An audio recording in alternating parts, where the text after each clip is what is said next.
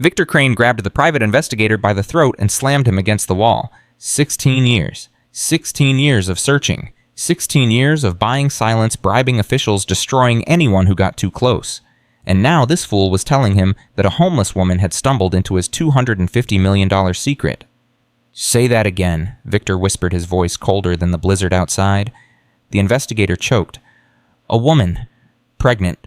She broke into the Thornton Lodge last night. Smoke from the chimney this morning. She's still there." Victor released him. The man crumpled to the floor, gasping. "Get my car," Victor said to his assistant, "and bring the documents, the ones that prove I own that property now."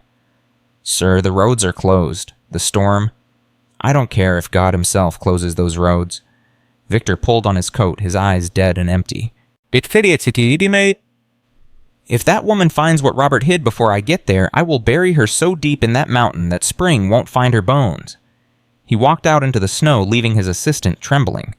Before we continue, please subscribe to our channel and follow this story until the very end. Comment below which city you are watching from so I can see how far this story has traveled. Sarah Mitchell's hands were shaking so hard she could barely hold the steering wheel. "Come on," she begged the car. "Please, not now, not here." The Toyota Camry coughed once, twice, then died completely in the middle of a road that had vanished under 3 feet of snow. Biscuit whined from the back seat. "I know, boy." Sarah turned the key again. Nothing. "I know, we're in trouble." She had $14 left, a dead phone, a broken heater, and a baby in her belly that kicked like it knew something was wrong. "Okay," Sarah whispered to herself. "Okay, think. You've survived worse than this." But had she really? 89 days ago, Marcus had kissed her goodbye and gone to work at the construction site.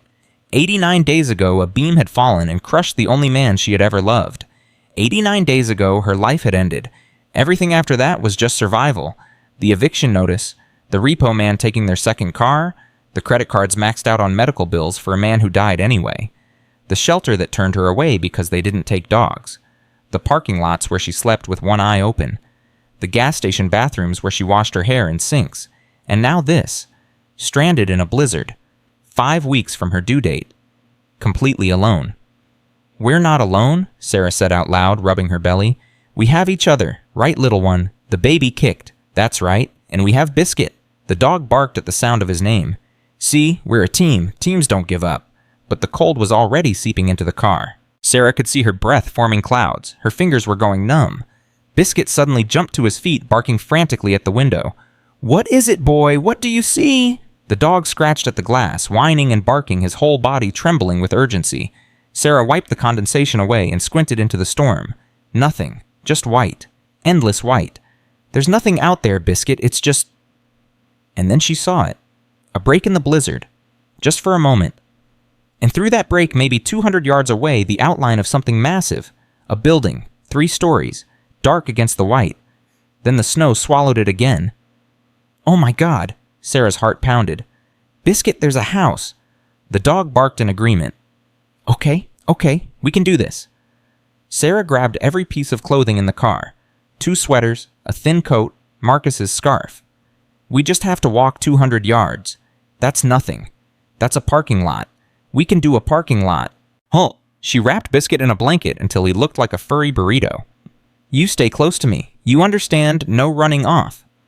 Biscuit licked her face. Sarah opened the door. The cold hit her like a fist. It stole her breath, froze her eyelashes, turned her exposed skin into screaming nerve endings. "Move," she told herself. "Move or die." She stepped into the snow. It swallowed her up to her waist. 1 step, 2 steps, 3. The wind pushed her sideways. She stumbled, caught herself, kept moving. "Come on, Biscuit, stay with me." The dog bounded through the snow beside her, struggling but determined. 10 steps, 20, 30. Sarah's lungs burned. Her legs screamed. Her belly made every movement awkward and dangerous. She fell, face first into the snow, cold everywhere. In her mouth, her nose, her eyes. "Get up," she gasped. "Get up, Sarah, get up." Biscuit was there, licking her face, whining, pushing at her with his nose. She got up. 40 steps.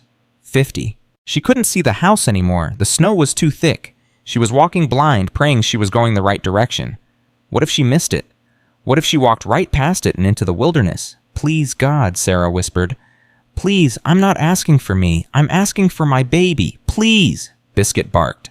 Sarah looked up. The house was right there. Massive, dark. A wraparound porch buried under snow. Windows like empty eyes staring down at her. Thank you, she sobbed. Thank you, thank you, thank you. She stumbled up the porch steps and pounded on the door. Hello, is anyone there? Please, I need help. Nothing. She pounded harder. Hello, I'm pregnant. I'm freezing. Please, open the door. The wind howled. The house stayed silent. Sarah tried the doorknob. Locked. She moved along the porch, trying every window. All locked. No come, she said. No, no, no. I did not come this far to die on a doorstep. She grabbed a snow-covered porch chair. I'm sorry, she whispered to whoever owned this house. I'll pay you back, somehow, but right now I choose my baby. She swung the chair at the window. The glass exploded inward. Sarah cleared the broken shards as best she could, lifted Biscuit through, crawled in after him. She landed hard on a wooden floor and lay there breathing. The air inside was cold but still.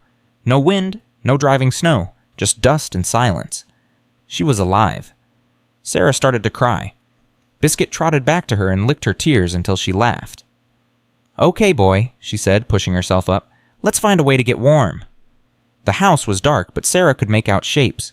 Furniture under white sheets, a grand staircase, and most importantly, a massive stone fireplace with firewood stacked beside it.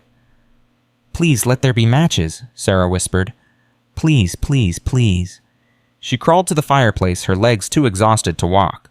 Opened the drawer beside the hearth. Matches. A whole box of them. Yes? Sarah pumped her fist. Yes, thank you. Her hands shook so badly it took 7 tries to light one, but finally a flame caught. She fed it kindling, then small logs, then larger ones. Fire, warmth, life. Sarah held her hands toward the flames and sobbed with relief.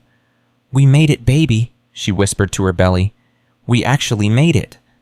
She pulled Biscuit close and huddled in front of the fire until the shaking stopped and warmth returned to her bones. Only then did she look around the room.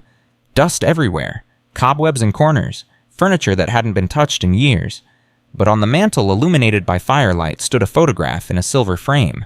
Sarah stood slowly and walked over to look. A family, a man, a woman, a teenage boy, a little girl, standing on the porch of this very house, smiling, happy. She turned the frame over. On the back, someone had written, The Thornton Family, Summer 2008, Our Forever Home. Thornton? Sarah said softly. What happened to you? Biscuit whined. I know, boy. It's sad. She put the photograph back. But we can't think about that now. We need to survive the night. She found blankets in a closet, quilts that smelled like cedar and thyme. She made a nest in front of the fire for herself and Biscuit. Tomorrow, she told the dog, we'll figure out our next move. But tonight we rest. Biscuit curled up against her side. Sarah placed her hand on her belly, felt her baby kick. Good night, little one, she whispered. Mama's going to take care of everything. She closed her eyes, and for the first time in 89 days, Sarah Mitchell slept without fear. She woke to sunlight and the smell of dust. The fire had burned low, but the room was still warm. Biscuit was already awake, sniffing around the edges of the room like a detective. Morning, boy. Find anything interesting? The dog looked at her tail. He should become wagging, then went back to his investigation. Sarah stood slowly, stretching her stiff muscles. Her baby shifted, pressing against her bladder. Okay, first things first. Bathroom. She found one down the hall. The toilet didn't flush no running water, but there was a bucket she could use. Small mercies. Next priority, food. Her stomach growled so loudly that Biscuit came running. I know, boy. I'm hungry too. Let's see what we can find. The kitchen was large and dusty, but the pantry made Sarah's knees buckle. Shelves lined with canned goods, beans, soup, vegetables, fruit, even a box of pancake mix. Oh my God! Tears welled in her eyes. Oh my God, Biscuit, look at this! She grabbed a can of chicken noodle soup, found a can opener, and ate it cold straight from the can. It was the best thing she had ever tasted. She opened a can of Spam for Biscuit. He devoured it in seconds. Okay. Sarah wiped her mouth. Okay, we have food, we have warmth, we have shelter. She looked around the kitchen. But whose house is this, and why did they leave everything behind? Biscuit tilted his head like he was asking the same question. Let's find out. Sarah spent the morning exploring. Every room told a story of interrupted lives. A boy's bedroom with Harvard acceptance letters on the desk. A girl's room with ballet shoes hanging on the door. A master bedroom with jewelry still in boxes and clothes still in closets. And everywhere photographs of the Thornton family. Happy, loving, complete. In the master bedroom, Sarah found something that stopped her cold. A leather journal on the nightstand. She picked it up carefully, opened to the first page. The handwriting was elegant, feminine. January 2008, Sarah read aloud. We've decided to make the lodge our permanent retreat. Robert says the business can run itself. The children love it here. This is where our family is happiest. Signed, Eleanor. Eleanor Thornton, the woman in the photographs. Sarah turned the pages, audience reading entry after entry. A perfect life, a loving family, a beautiful home. And then the tone changed. August 2008. Something is wrong. Robert won't talk about work anymore. He comes home late, goes straight to his study, locks the door. Sarah's heart beat faster. October 2008. Men came to the house today. Men in suits with cold eyes. Robert sent me and the children away. When we came back, his hands were shaking. She turned another page. November 2008. Robert finally told me the truth. His partners, Victor Crane and Harold Wells, they're trying to steal the company. They fabricated evidence. Bribed officials. Robert says he can fight them, but I see the fear in his eyes. Victor Crane. Sarah committed the name to memory. December 15, 2008. Robert woke me at 3 a.m. He said I need to take the children and go to my mother's house in Connecticut. He said if anything happens to him, everything we need is in the attic safe. The combination is our story, our beginning, our promise, our miracle. He wouldn't explain more. He just kept saying, trust me, Eleanor, trust me, and go. Sarah's hands trembled. December 18, 2008. We're at my mother's. Robert calls every night. He sounds exhausted, scared. He says he's gathering evidence. He says once he has it, we'll be safe. We'll start over somewhere far away. One more entry, the last one. December 20th, 2008. Robert didn't call tonight. I've tried his phone 100 times. I can't reach him. I don't care what he said. I'm going back. I won't leave him alone. Then nothing. Blank pages. Sarah closed the journal. She went back for him, she whispered. In a blizzard, just like this one, she went back for her husband. Biscuit whined softly. What happened to you, Eleanor? What happened to Robert? What happened to those children? And what was in the attic safe? Sarah knew she should leave it alone. This wasn't her house. This wasn't her mystery. She was just a homeless woman who had broken in to survive. But Eleanor's words echoed in her head. The attic safe. Our beginning, our promise, our miracle. I have to know, Sarah said. Biscuit, I have to know. She found the attic ladder in the upstairs hallway. A pull-down mechanism with a rope handle. Sarah pulled. The ladder creaked, extended, thudded against the floor. Stay here, boy, she told Biscuit. I'll be right back. She climbed slowly. Each rung groaned under her weight. She was 7 months pregnant. She shouldn't be climbing into attics, but she climbed anyway. The attic was dark, dusty, packed with boxes and furniture draped in sheets. Sarah pulled out her phone to use as a flashlight. Dead. Right. She felt her way forward, hands outstretched until her fingers touched something cold and metal. The safe. It was massive, taller than her, industrial grade, the kind of safe you'd see in a bank. Sarah ran her hands over the surface until she found the dial. Our beginning, our promise, our miracle. She thought about what she had read, what she had seen in the photo albums downstairs. The wedding invitation, June 14, 2002, Our Beginning. The newspaper clipping about the company IPO, September 3, 2005, Our Promise. The birth announcement for Lily, December 25, 2006, Our Miracle. It can't be that simple, Sarah whispered. Can it? Only one way to find out. She turned the dial. 6, click. 7, click. 8, click. Her heart pounded so loud she could hear it. 9, click. 10, click. 11, click. Her hands were sweating despite the cold. 12, click. 13, click. 14, click. Silence. Nothing happened. Sarah's shoulders slumped. Of course it hadn't worked. Real life didn't work like movies. She was stupid to think thunk, a mechanical sound. Heavy bolts shifting. Oh my God. Sarah grabbed the handle. Oh my God, oh my God. She pulled. The safe door swung open, and Sarah Mitchell stopped breathing. Cash. Stacks and stacks of cash bundled and wrapped in plastic. Bearer bonds lining the walls like wallpaper. Gold bars on a shelf. Diamond jewelry in velvet boxes. and at the very top a manila envelope with words written in shaking handwriting, "For my children. I'm sorry."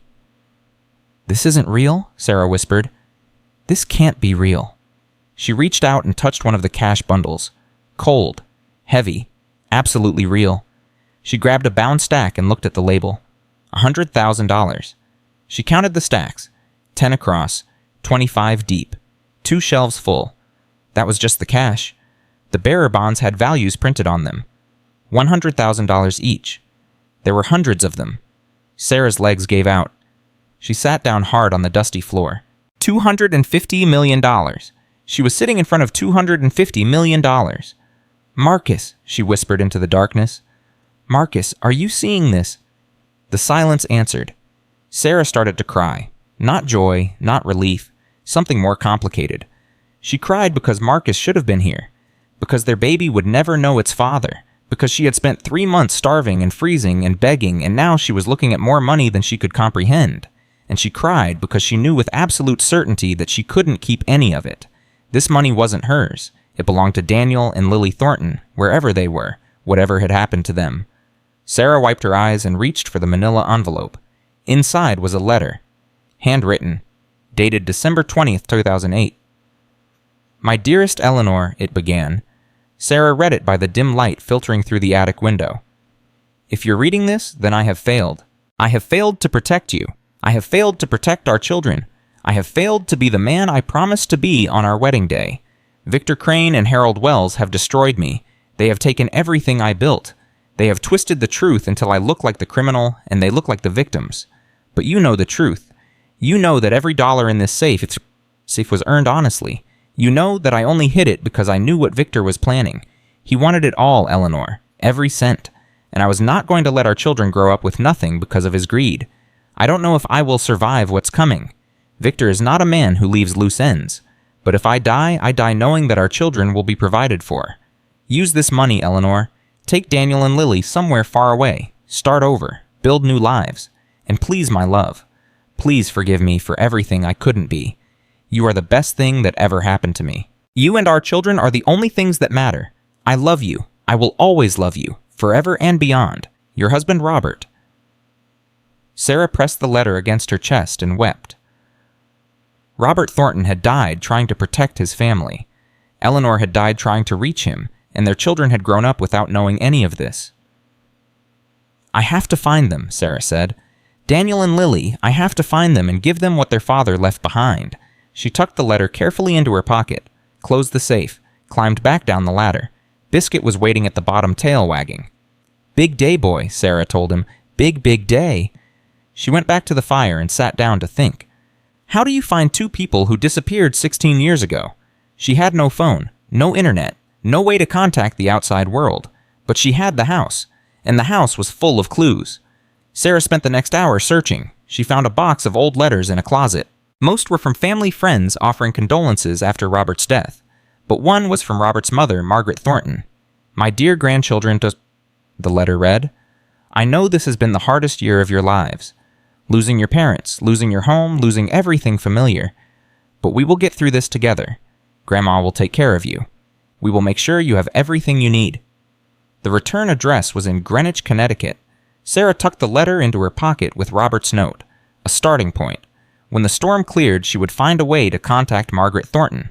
If the woman was still alive, she would know where Daniel and Lily were now. A knock on the front door made Sarah's heart stop. Biscuit erupted into barking. "Shh!" Sarah grabbed his collar. "Quiet, boy." Another knock, louder. "Hello, anyone inside?" Sarah's mind raced. She was trespassing. There was a broken window, evidence everywhere that someone had been living here. What if it was the police? What if they arrested her? What if she had her baby in prison, but she couldn't hide? The smoke from the chimney had given her away. Sarah walked to the door on shaking legs, took a deep breath, opened it. A man stood on the porch. Late 50s, maybe 60, wearing a sheriff's jacket and sunglasses that seemed too cool for a morning after a blizzard. "Well, he said slowly, looking her up and down. "Wasn't expecting that." "I can explain," Sarah said immediately. "I hope so." He removed his sunglasses. His eyes were gray and tired, but not unkind. "Sheriff Walter Hayes, mind telling me what you're doing in the Thornton Lodge?" Sarah's words tumbled out in a rush. "My car died on the road last night, in the blizzard. I saw this house and I had to get inside or I would have frozen to death. I know I broke the window. I'll pay for it. Somehow. I'm sorry. Please don't arrest me. I'm 7 months pregnant." Sheriff Hayes held up a hand. "Slow down. Take a breath," Sarah breathed. "You survived that storm." His eyebrows rose. "That was a bad one. People died last night. I'm making rounds to check on folks." "I almost didn't make it. If I hadn't seen the house..." The sheriff nodded slowly. "You did what you had to do. Breaking a window to save your life isn't a crime. It's common sense." Relief flooded through Sarah so fast she nearly collapsed. "Thank you," she whispered. "Thank you so much." "Don't thank me yet." He looked past her into the house.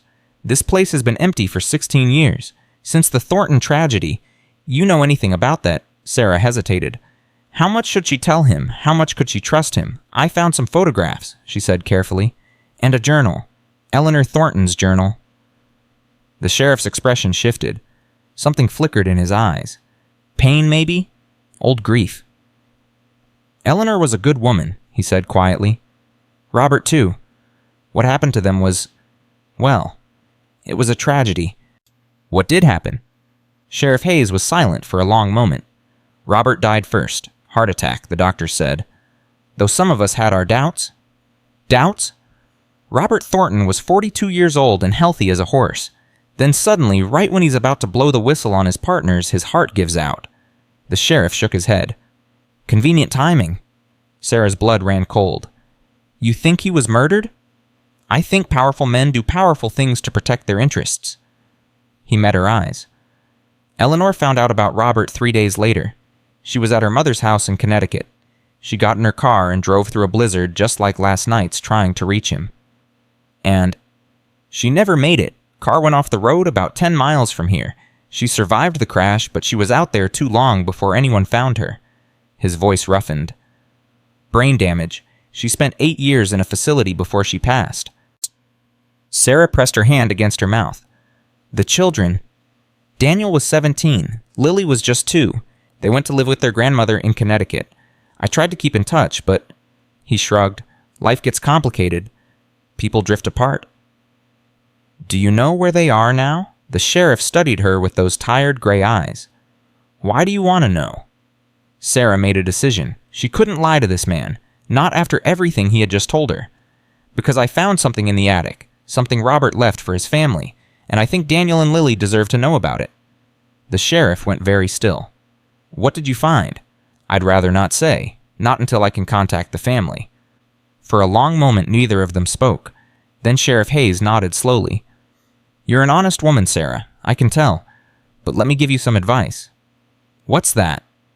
"Be careful who you talk to about whatever's in that attic. Robert Thornton had enemies. Powerful enemies. Some of them are still around, still watching, still waiting." A chill ran down Sarah's spine. "Victor Crane." The sheriff's face hardened at the name. "You've been reading that journal carefully. Is he still alive?" "Unfortunately, made himself a fortune after Robert died.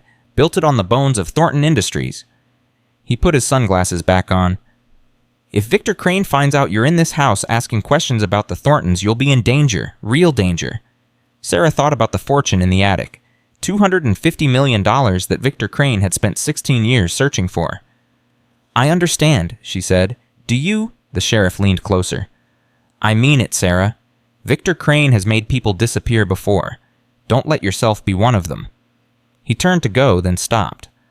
"Storm's picking up again. Roads will be closed until at least tomorrow, maybe longer. I'll stay here. Stay warm. Stay quiet. I'll check on you when I can." "Sheriff." He looked back. "Thank you for telling me the truth." A sad smile crossed his weathered face. "Robert and Eleanor deserved better than what they got. If their children can finally have some peace, some closure, well, that would be something worth seeing." He walked back to his snowplow and drove away. Sarah closed the door and leaned against it, her heart pounding. Victor Crane, the man who had destroyed the Thorntons, the man who had probably killed Robert, the man who was still out there, still dangerous, still searching. And she was alone in his victim's house, sitting on top of the fortune he wanted. "What have I gotten us into, Biscuit?" Sarah whispered. The dog pressed against her leg. She walked back to the fire, fed it more logs, and sat down to think. She needed a plan. She couldn't just wait here for Victor Crane to find her. She needed to reach the Thornton children before anyone else did. But how Sarah looked around the room. Her eyes landed on an old telephone on a side table. She hadn't noticed it before. She picked up the receiver. No dial tone. Of course not. The house had been abandoned for 16 years. No one was paying the phone bill. She put the receiver down and kept searching. In a drawer, she found something useful, a battery-powered radio. Old dusty, but when she turned the dial, static crackled through the speakers. "Come on," Sarah muttered, adjusting the frequency. "Come on, give me something." More static, then faintly a voice. "Roads remain closed throughout the county. Emergency services are asking residents to stay indoors until further notice. The National Weather Service has issued a winter storm warning through tomorrow evening." Sarah turned off the radio to save the batteries. At least she knew the roads were closed. That meant Victor Crane couldn't get to her either. Not yet. She had time. Not much, but some. Sarah spent the rest of the day going through the house more carefully. She found more letters, more photographs, more pieces of the Thornton family's life. In Daniel's room, she found a journal of his own. Teenage angst mixed with genuine grief. December 2008. Dad is dead. Mom is in the hospital. Lily keeps asking where they are, and I don't know what to tell her. I'm 17 years old, and I'm supposed to take care of everything. I can't do this. I can't. Sarah's eyes burned. Daniel had been just a kid forced to grow up overnight. She read more. January 2009. Grandma says we're going to live with her now. She says Connecticut will be good for us. She says we'll make new friends, start new schools, build new lives. But I don't want a new life. I want my old one back. March 2009. A man came to see Grandma today. Victor Crane. He said he wanted to help us. He said he felt terrible about what happened to Dad. But I saw his eyes. They were cold, empty. He's not here to help. He's here to find something. I don't know what, but I know it has to do with Dad. Sarah sat up straight. Victor Crane had visited the children 16 years ago, right after their parents died. He had been searching for something even then. She kept reading. April 2009. Grandma told Victor to leave and never come back. She said she knew what he really was. She said Dad had told her everything before he died. She said if Victor ever came near us again, she would make sure the whole world knew the truth. What truth? Sarah whispered. The journal didn't say. Daniel's entries became less frequent after that. He wrote about school, about friends, about trying to be normal. The grief faded into the background, replaced by the mundane concerns of growing up. The last entry was dated June 2013. Graduation day. I'm going to Harvard. Dad's dream. I wish he could see me now. I wish Mom could see me now. Grandma says they're watching from somewhere. I hope she's right. Fine. After that, nothing. Sarah closed the journal and wiped her eyes. Daniel Thornton had gone to Harvard. If she could find Harvard's alumni records, maybe she could find him. But that required internet access, which required getting out of this house, which required the storm to pass. She was stuck. For now. Sarah went back downstairs. The afternoon light was already fading, the storm darkening the sky prematurely. She fed the fire, ate another can of soup, gave Biscuit some more Spam. Tomorrow, she told the dog, tomorrow the storm will clear and we'll figure out our next move. Biscuit wagged his tail. Sarah settled in front of the fire with a blanket and Eleanor's journal. She read it again, more carefully this time, looking for any clues she might have missed, and that's when she found it. Tucked between two pages, almost invisible, was a small photograph. Sarah held it up to the firelight. It showed Robert Thornton standing with another man. They were shaking hands, smiling. Behind them was a sign, Thornton Industries, Annual Gala, 2007. On the back, someone had written Robert and Victor, before everything changed. Sarah stared at Victor Crane's face. He was younger in the photograph, but his eyes were the same. Cold, calculating. The eyes of a predator wearing a human mask. I see you, Sarah whispered to the photograph. I know what you are. A sound from upstairs made her freeze. Biscuit's head snapped up, his ears perked. Did you hear that, boy? The dog growled low in his throat. Sarah grabbed the fire poker and stood slowly.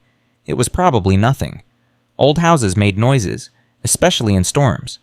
But something felt wrong. She moved toward the stairs. Poker raised Biscuit at her heels. Hello? She called. Is someone there?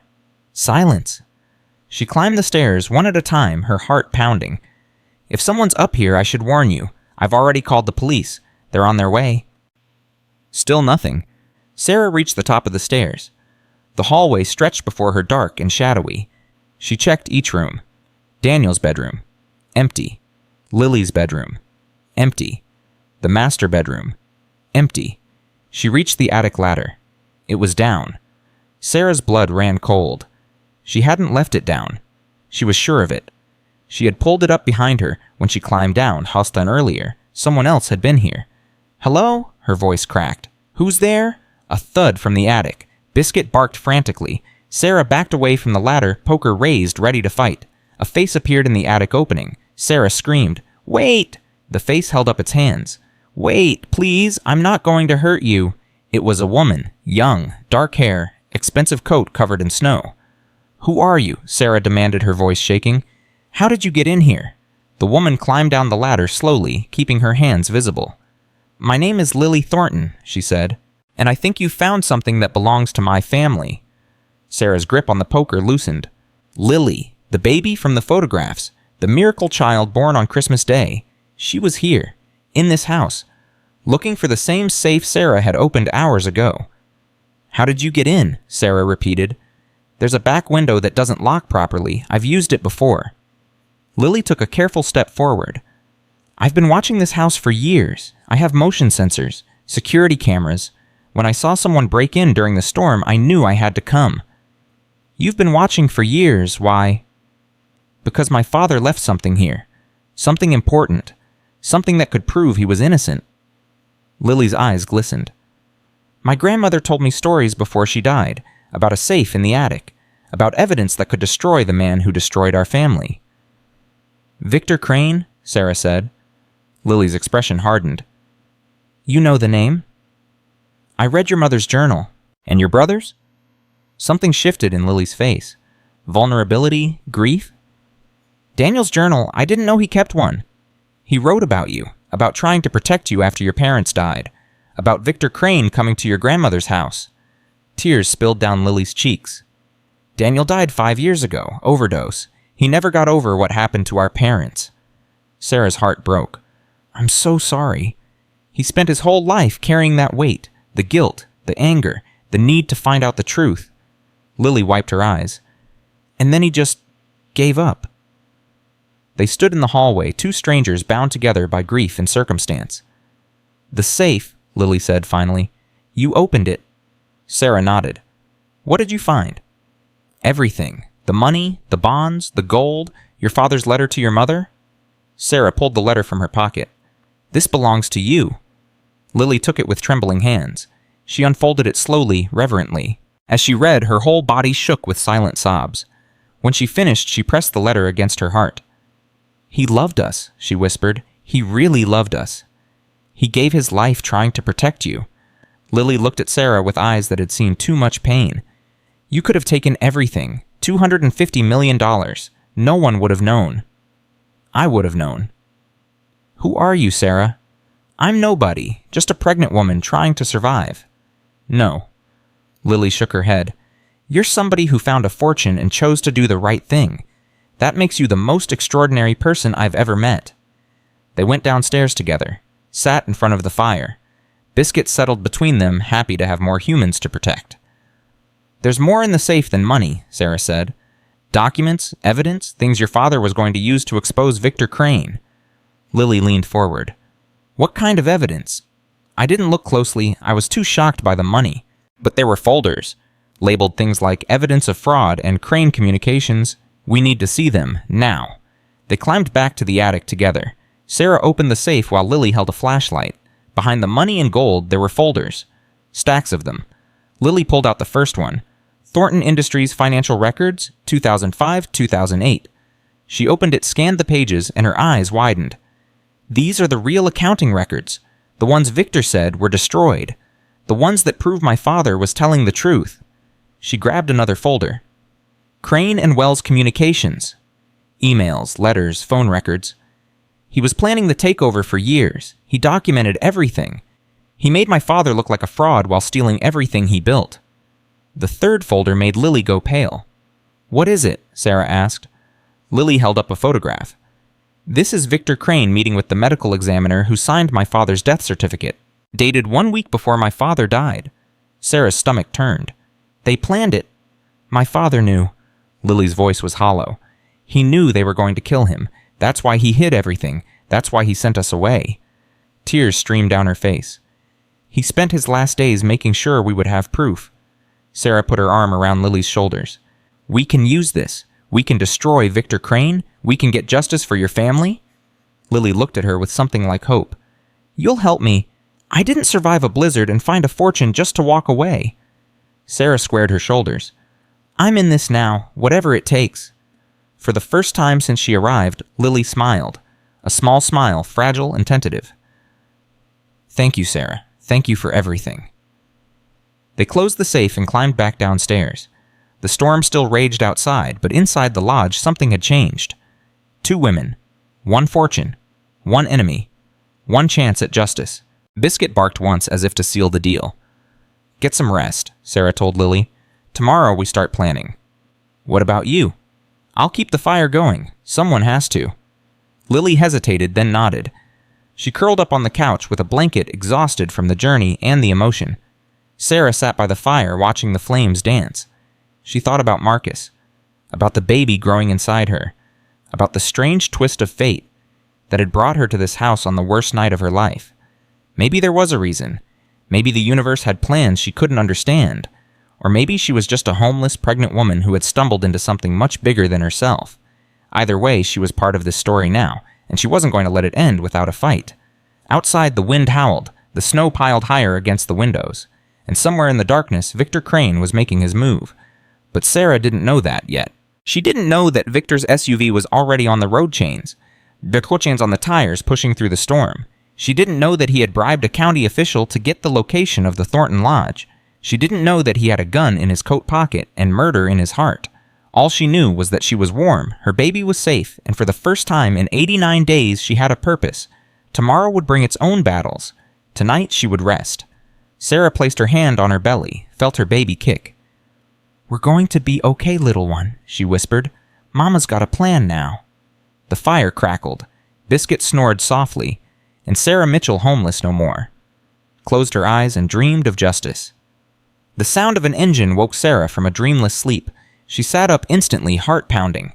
The fire had burned to embers. Gray morning light filtered through the windows, and somewhere outside a vehicle was approaching. Lily? Sarah shook the younger woman's shoulder. Lily, wake up. Lily's eyes snapped open. What is it? Someone's coming? They both heard it now. The growl of a powerful engine, the crunch of tires on snow. Biscuit was already at the window, hackles raised, growling deep in his throat. Lily went pale. It can't be. The roads are closed. Someone found a way through. Sarah moved to the window and peered through a gap in the dusty curtains. Her blood turned to ice. A black SUV was crawling up the driveway. Expensive. New. The kind of vehicle that cost more than Sarah had earned in her entire life. Is that him? Sarah whispered. Is that Victor Crane? Lily pressed against the glass beside her. When she saw the SUV, she made a sound like a wounded animal. That's his car. I've seen it parked outside his office building. He's here. Oh God, he's actually here. The SUV stopped in front of the lodge. The engine died. For a long, terrible moment, nothing happened. Then the driver's door opened.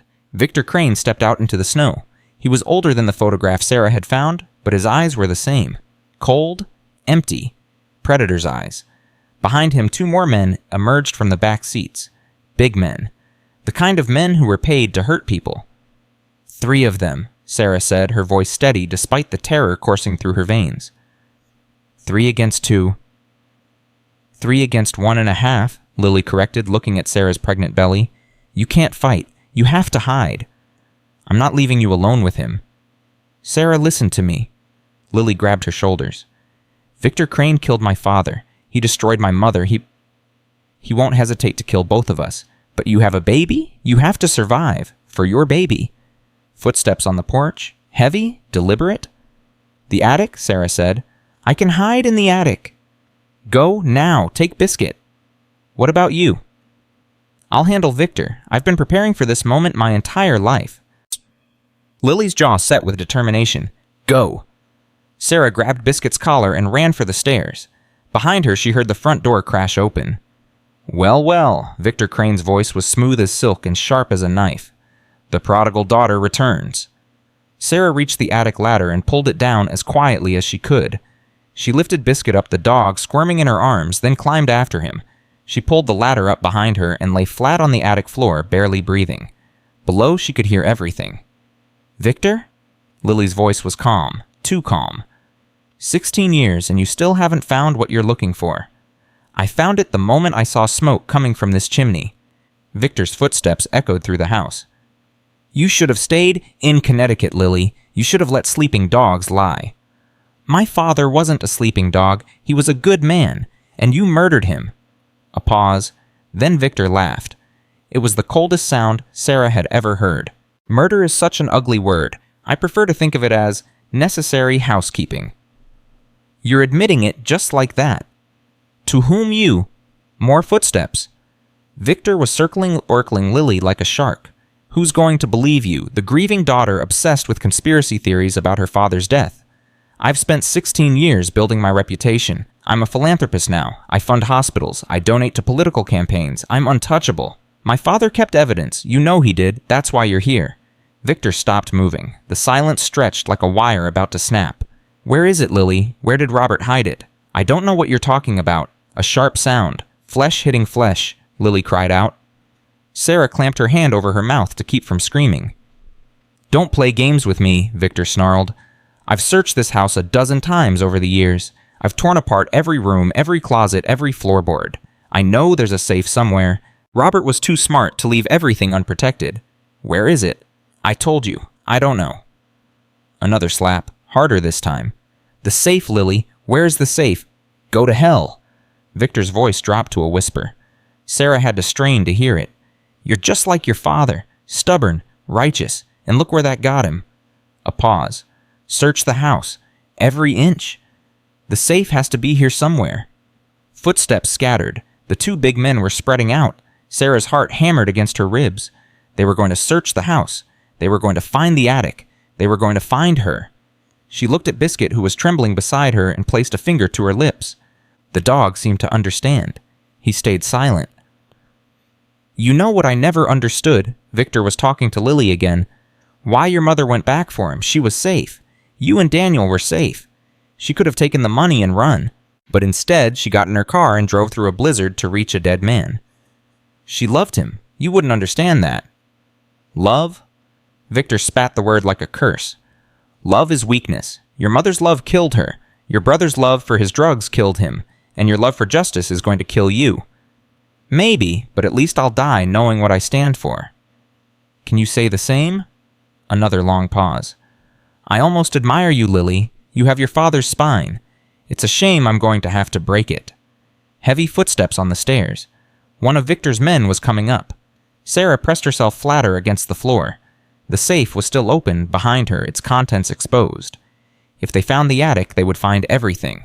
The footsteps reached the second floor. Doors opened and closed. The man was searching room by room, getting closer. Sarah looked around desperately. There had to be something she could use, something to defend herself. Her eyes landed on a heavy brass candlestick covered in dust. She grabbed it silently. The footsteps stopped outside the hallway where the attic ladder was hidden. Sarah held her breath. Hey, Frank, the man's voice was right below her. There's a pull-down ladder here, goes to the attic. Sarah's blood froze. Check it, Victor called from downstairs, the creak of the ladder being pulled down.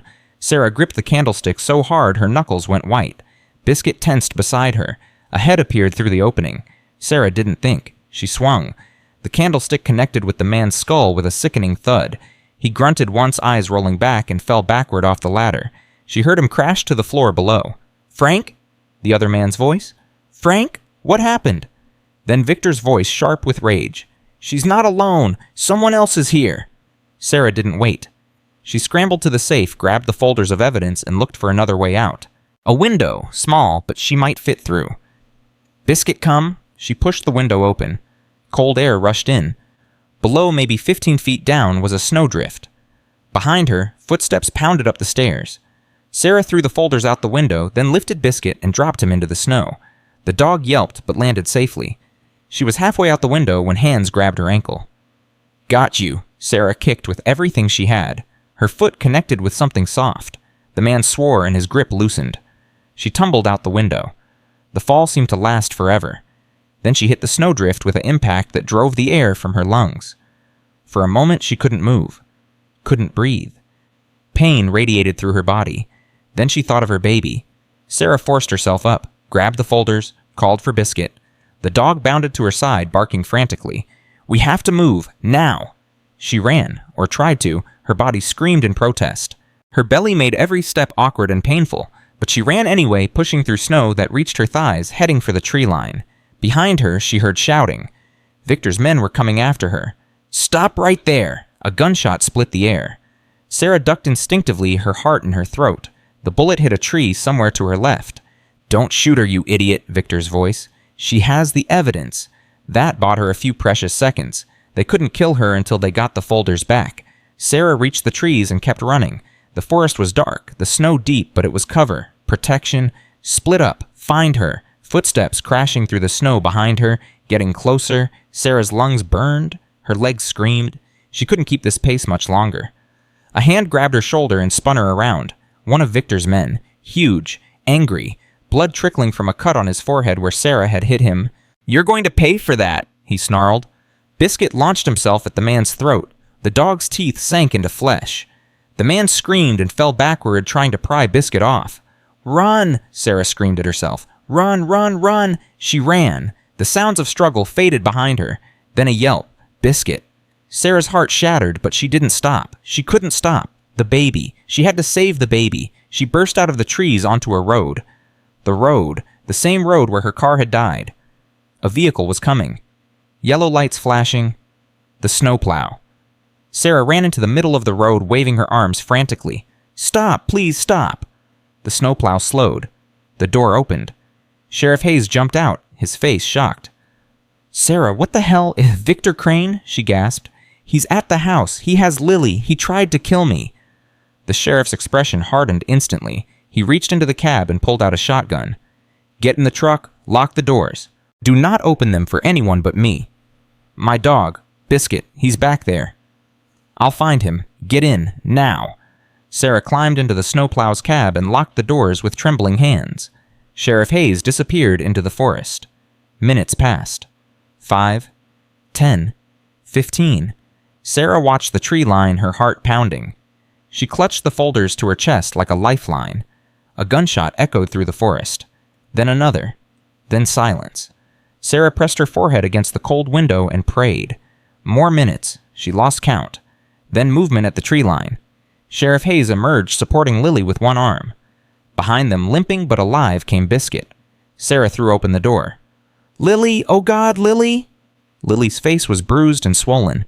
One eye was nearly closed. But she was alive. "I'm okay," Lily said weakly. "I'm okay." "Victor?" "Gone." Sheriff Hayes helped Lily into the truck. He ran when he heard the shotgun, took off in his SUV, his men too. You let him go." "I had to choose. Chase him or save these two." The sheriff looked at Sarah. "I made my choice." Biscuit jumped into the cab and immediately pressed himself against Sarah, whimpering. She held him tight, checking for injuries. A cut on his ear, some blood on his muzzle, but nothing serious. "Good boy," she whispered. "You saved my life. Good, brave boy." Sheriff Hayes climbed behind the wheel and turned the snowplow around. "We're going to the station, all of us. Victor Crane just made the biggest mistake of his life, and I'm going to make sure he pays for it." The ride to town took almost an hour. The roads were barely passable, even with the snowplow. Sarah held Lily's hand the whole way. "I thought he was going to kill you," Sarah said. "So did I." Lily's voice was raw. "When his man fell from the attic ladder, when Victor realized someone else was in the house, I thought it was over. For both of us. You distracted him. You kept him talking so I could escape. You hit a man with a candlestick and jumped out a window while 7 months pregnant." Lily almost smiled through her swollen lip. "I think you did most of the heavy lifting." "The evidence." Sarah held up the folders. "I got them, all of them." Lily's good eye widened. "You saved them." "I wasn't going to let your father's sacrifice be for nothing." Tears streamed down Lily's bruised face. Thank you, Sarah." Sheriff Hayes glanced at them in the rearview mirror. "What evidence are we talking about?" Sarah and Lily exchanged a look. "We'll explain everything at the station," Lily said. But Sheriff, I need you to understand something. What we have, what my father hid in that safe, it's enough to destroy Victor Crane. It's proof that he committed fraud, theft, and murder. But Victor has connections. Politicians, judges, police. Are you asking if I'm dirty? I'm asking if we can trust you. Sheriff Hayes was quiet for a long moment. When he spoke, his voice was rough. I was a deputy when your parents died, Lily. I investigated your father's death. Something never sat right with me. A healthy man doesn't just drop dead from a heart attack the week before he's supposed to testify against his partners. He gripped the steering wheel tighter. I wanted to dig deeper. I wanted to find the truth, but the investigation was shut down from above. The case was closed. I was told to let it go. And did you? Officially, yes. Unofficially? He met Lily's eye in the mirror. I've been collecting information on Victor Crane for 16 years, waiting for the day when I'd have enough to take him down. Then you're on our side. I'm on the side of justice. Your father deserved better than what he got. Your mother deserved better. Those children who grew up without parents deserved better. His jaw tightened. So yes, Lily, I'm on your side, and I'm going to help you nail that son of a bitch to the wall. The police station in town was small but warm. Sheriff Hayes led them to his office and closed the door. All right, he said, settling behind his desk. Show me what you've got. Sarah spread the folders across his desk. Lily, despite her injuries, began explaining each document. These are the real financial records for Thornton Industries. They prove that my father's company was profitable and well managed. Victor claimed it was failing, that my father was embezzling funds. These records prove that was a lie. She opened another folder. These are communications between Victor Crane and Harold Wells, his co-conspirator. Emails, letters, phone transcripts. They detail the entire takeover scheme starting 3 years before my father died. Another folder. And this, Lily's voice shook. This is a photograph of Victor meeting with Dr. Treur, Samuel Morrison, the medical examiner who signed my father's death certificate. It's dated 1 week before my father's heart attack. Sheriff Hayes studied the photograph for a long time. I knew Sam Morrison, he said finally. He retired 6 months after your father's death, moved to Florida, died 2 years later. He looked up. Natural causes, supposedly. Victor was cleaning up loose ends, Lily said. Anyone who could connect him to my father's death, anyone who knew too much, they all conveniently disappeared or died. Can you prove that I don't know, but I can prove fraud, I can prove theft, and with your help, maybe I can prove murder. Sheriff Hayes leaned back in his chair. Victor Crane has a lot of powerful friends. He donates to half the politicians in this state. Taking him down won't be easy. We have 250 million reasons to try, Sarah said. The sheriff's eyebrows shot up. 250 million. In the safe. Cash bearer bonds gold. My father hid his fortune to keep it from Victor. Lily met the sheriff's eyes. But I don't care about the money. I care about justice. I care about clearing my father's name. What about you, Sarah? What do you care about? Sarah thought about Marcus, about their baby, about the 89 days she had spent homeless and terrified. I care about doing the right thing, she said. I found that safe by accident. I could have taken the money and disappeared. No one would have known. But that money was never mine. It belongs to Lily. It belongs to the memory of Robert and Eleanor Thornton. She placed her hand on her belly. In a few weeks, I'm going to have a baby. And I want to be able to look my child in the eye and say that I always did what was right even when it was hard, even when it cost me everything. Sheriff Hayes studied her for a long moment. You're an extraordinary woman, Sarah Mitchell. I'm just trying to survive. No, you're trying to live. There's a difference. A knock on the office door interrupted them. A young deputy poked his head in. Sheriff, there's a federal agent here to see you. Says it's urgent. Sheriff Hayes frowned. Federal agent, what agency, Tupco? FBI, sir. Lily and Sarah exchanged alarmed looks. Did Victor call them? Sarah whispered. Is he trying to have us arrested? I don't know, Lily whispered back, but we have the evidence. We have the truth. That has to count for something. Sheriff Hayes stood. Stay here, both of you. Don't say anything until I find out what's going on. He left the office. Through the window, Sarah could see him talking to a woman in a dark suit. The conversation was tense. Hands gesturing. Voices raised. Then the sheriff's expression changed. He looked shocked, then angry, then something like triumph. He walked back to the office and opened the door. Ladies, he said, I'd like you to meet Special Agent Rebecca Torres, FBI Financial Crimes Division. The woman stepped in. She was about 40 with sharp eyes and an air of absolute competence. "Ms. Thornton," Agent Torres said, "I've been looking for you for a very long time." Lily stood. "Why?" "Because I've been investigating Victor Crane for 8 years, and I believe you have evidence that could finally put him away." Sarah's heart leaped. "You're not here to arrest us." "Arrest you?" Agent Torres almost smiled. "Ms. Mitchell, I'm here to thank you. Victor Crane has evaded justice for nearly 2 decades. He has bribed, threatened, and murdered his way to the top, but his luck just ran out." She looked at the folders spread across the sheriff's desk. "Is that the evidence from Robert Thornton's safe?" "Yes," Lily said. "Financial records, communications, proof of fraud and conspiracy."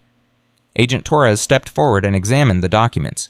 With each page, she turned, her expression grew more satisfied. "This is it," she said finally. "This is exactly what we've been missing. With this evidence combined with what I've already gathered, we can build an airtight case." "You've been building a case?" Sheriff Hayes asked. "For 8 years. Victor Crane has left a trail of victims across 3 states.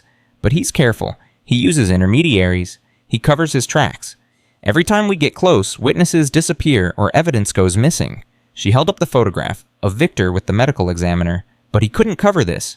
Robert Thornton documented everything. He knew what Victor was capable of. He prepared for the worst." "He prepared for us," Lily said softly, "even though he never got to see it." Agent Torres nodded. "Your father was a brave man, Ms. Thornton. What he did hiding this evidence, it took courage and patience. He knew that someday someone would find it, someone who would know what to do with it." "Sarah found it," Lily said. "If it wasn't for her, Victor would have gotten to the safe first. He would have destroyed everything." Agent Torres turned to Sarah. "Is that true?" "I just stumbled into the house during a blizzard. I was trying to survive." "You did more than survive. You protected evidence that could bring down one of the most dangerous men in the state." Agent Torres extended her hand. "On behalf of the FBI, thank you." Sarah shook her hand, still not quite believing this was happening. "What happens now?" she asked. "Now we move fast. Victor Crane knows you have the evidence. He's going to do everything in his power to get it back or destroy it. I need to get these documents into federal custody immediately." "And Victor?" "I'm issuing an arrest warrant within the hour. Federal charges, fraud, racketeering, conspiracy to commit murder. He won't be able to buy his way out of this one." Sheriff Hayes spoke up. "He has men, the ones who attacked Sarah and Lily. They're still out there. I'll have agents on the ground by tonight. In the meantime, I'm placing both women in protective custody." "Protective custody?" Sarah's hand went to her belly. "But I'm due in 5 weeks. We have excellent medical facilities. You'll be safe, both of you." Sarah looked at Lily. Lily looked back. "Together?" Sarah asked. Agent Torres nodded. "Together." It wasn't the ending Sarah had imagined, but then again, nothing about the last 48 hours had been what she imagined. 4 hours later, Sarah and Lily were in a federal safe house 50 miles from the lodge. It was simple but clean. 2 bedrooms, a kitchen, a living room. Agents stationed outside.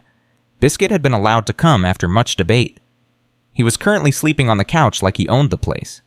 Sarah sat at the kitchen table, her hands wrapped around a cup of tea. "I keep waiting to wake up," she said. Lily sat across from her, an ice pack pressed to her swollen face. "I know what you mean. 24 hours ago, I was watching security footage of an abandoned house, wondering if I'd ever find what my father left behind. Now I'm in federal protection while the FBI takes down his murderer." "Do you think they'll actually arrest him, Victor? I mean..." "Agent Torres seems confident, and she's been doing this for 8 years. She knows his tricks, his connections, his escape routes. But he got away today. When the sheriff showed up, Victor just disappeared." Lily was quiet for a moment. "My father used to say that evil men never truly get away. They just delay their reckoning. Victor has been running from judgment for 16 years. Maybe it's finally catching up to him." Sarah's baby kicked hard. "You okay?" Lily asked. "The baby's restless. I think he knows something big is happening." Sarah smiled. "I don't actually know. I never got an ultrasound. Couldn't afford it. But I have a feeling it's a boy. Don't ask me why." "What will you name him?" Sarah had thought about this during the long, cold nights in her car. Names had seemed like a luxury when survival was uncertain, but now with hope blooming in her chest. "Marcus Andy," she said, "after his father." Lily reached across the table and squeezed her hand. "Marcus is a beautiful name." They sat in comfortable silence for a while outside. Snow continued to fall gently. Inside, the safe house was warm and quiet. "What will you do?" Sarah asked eventually. "After all this is over?" Lily considered the question. "I don't know. For so long, my whole life has been about finding the truth, finding justice for my parents. I never thought about what comes after." "You could do anything. With the money your father left..." "The money." Lily laughed softly, but there was no humor in it. $250 million, enough to buy anything in the world, except the only things I actually want. "Your parents?" "My parents? My brother? My childhood?" Lily's voice cracked. "All the years I spent angry and obsessed while Daniel was drowning in drugs and grief. I could have saved him. I should have saved him, but I was too focused on revenge." "You were trying to honor your father." "I was trying to fill a hole that could never be filled, and I missed my chance to help the one person who actually needed me." Sarah didn't know what to say. She had lost Marcus, but she had known him for years. Lily had lost her parents at 2 years old. She had spent her entire life mourning people she barely remembered. "It's not too late," Sarah said finally, "to build something new, to honor them by living, not just by seeking justice." Lily wiped her eyes. "Is that what you're going to..." "I'm going to try, for my baby, for Marcus's memory." Sarah looked down at her belly. "I can't change what happened. I can't bring him back. But I can make sure his child grows up knowing what a good man he was.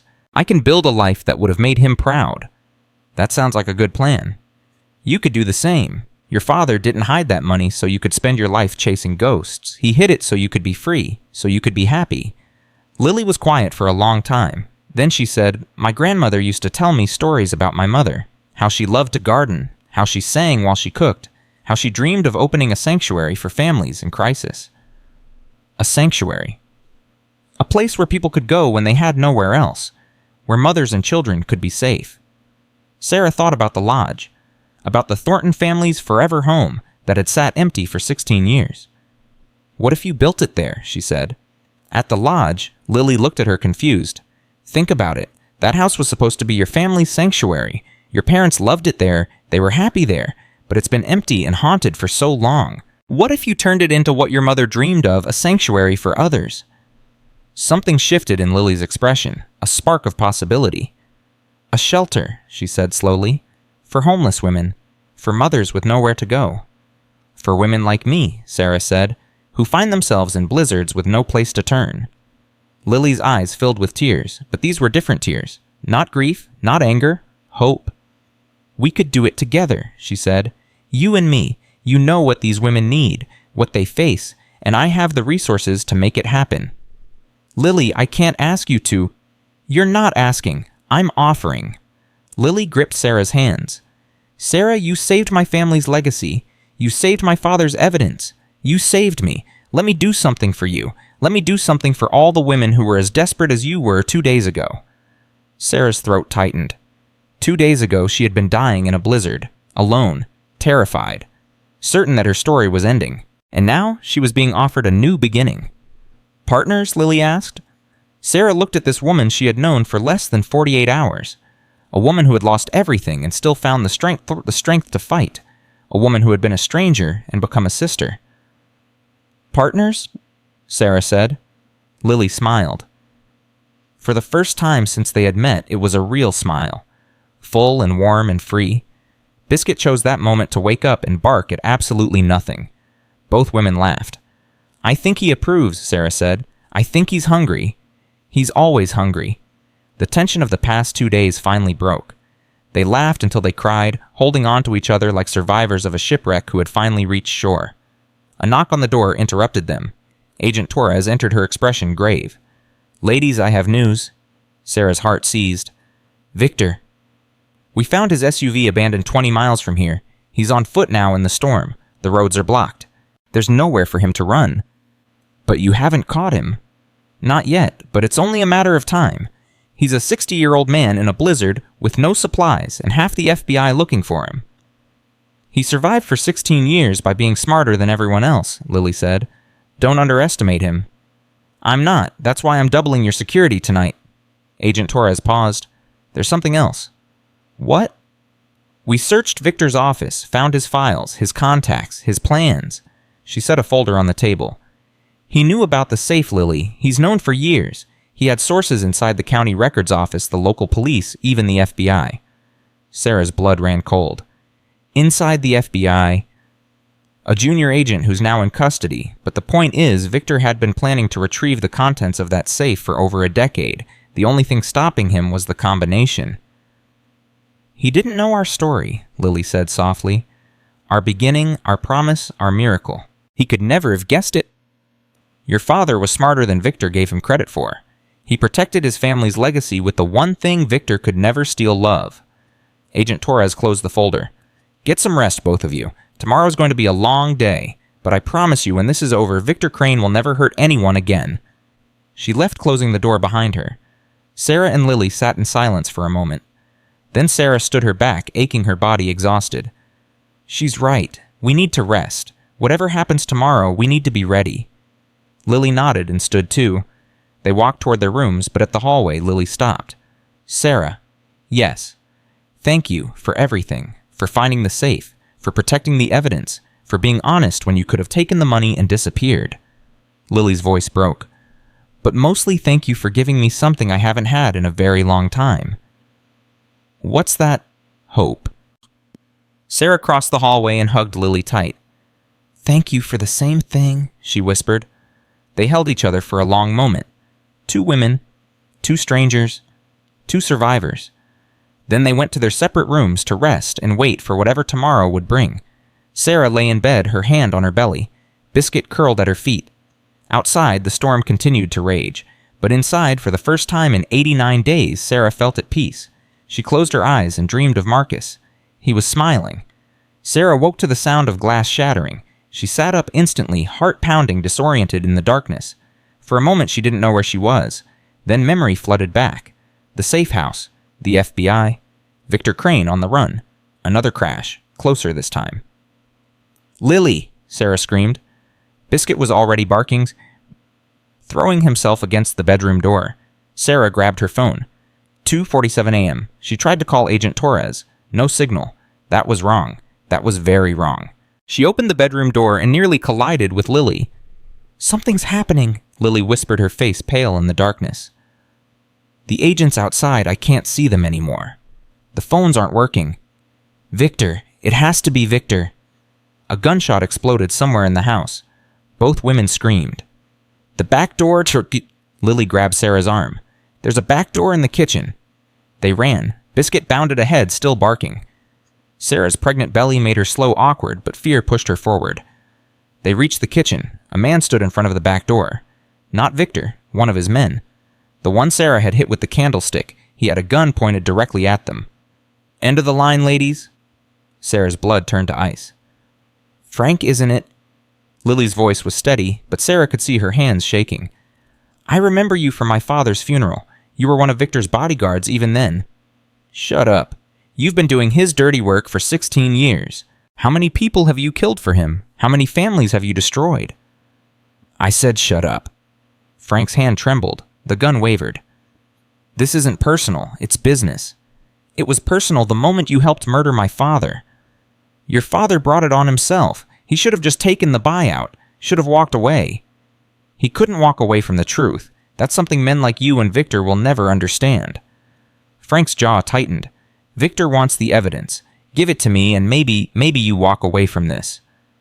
"The evidence is with the FBI," Sarah said. "It's already out of reach." "Wrong answer." He raised the gun. Biscuit launched himself at Frank's arm. The gun went off. The bullet hit the ceiling.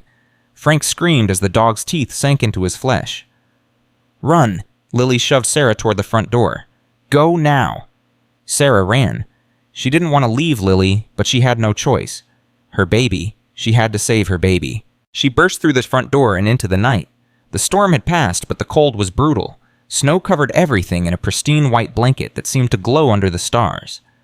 2 FBI agents lay motionless in the snow. Sarah didn't stop to check if they were alive. She ran toward the road, her bare feet burning against the frozen ground. A figure stepped out of the shadows. Victor Crane. He looked terrible. His expensive coat was torn. His face was scratched and bleeding. He had clearly spent the last 24 hours surviving in the wilderness, but his eyes were the same. Cold. Empty. Predator's eyes. Mrs. Mitchell, he said calmly. We finally meet properly? Sarah backed away. Stay away from me. I'm afraid I can't do that. You've caused me a great deal of trouble. You and Lily both. The FBI has your evidence. It's over, Victor. You're finished. Am I? He smiled. It was the most terrifying thing Sarah had ever seen. I've survived worse than this. I've survived Robert Thornton's accusations. I've survived federal investigations. I've survived 16 years of searching for that damn safe. He took a step closer. Do you know what I've learned in all that time? Evidence can be lost. Witnesses can be silenced. The truth is whatever I say it is. Not this time. Agent Torres has everything. She's been building a case against you for 8 years. Agent Torres, Victor laughed. Rebecca Torres is currently unconscious in a ditch about 10 miles from here. Her car had an unfortunate accident in the snow. Sarah's heart stopped. The junior agent who was feeding me information wasn't the only mole in the FBI. I have friends everywhere, Mrs. Mitchell. In the police, in the courts, in the government.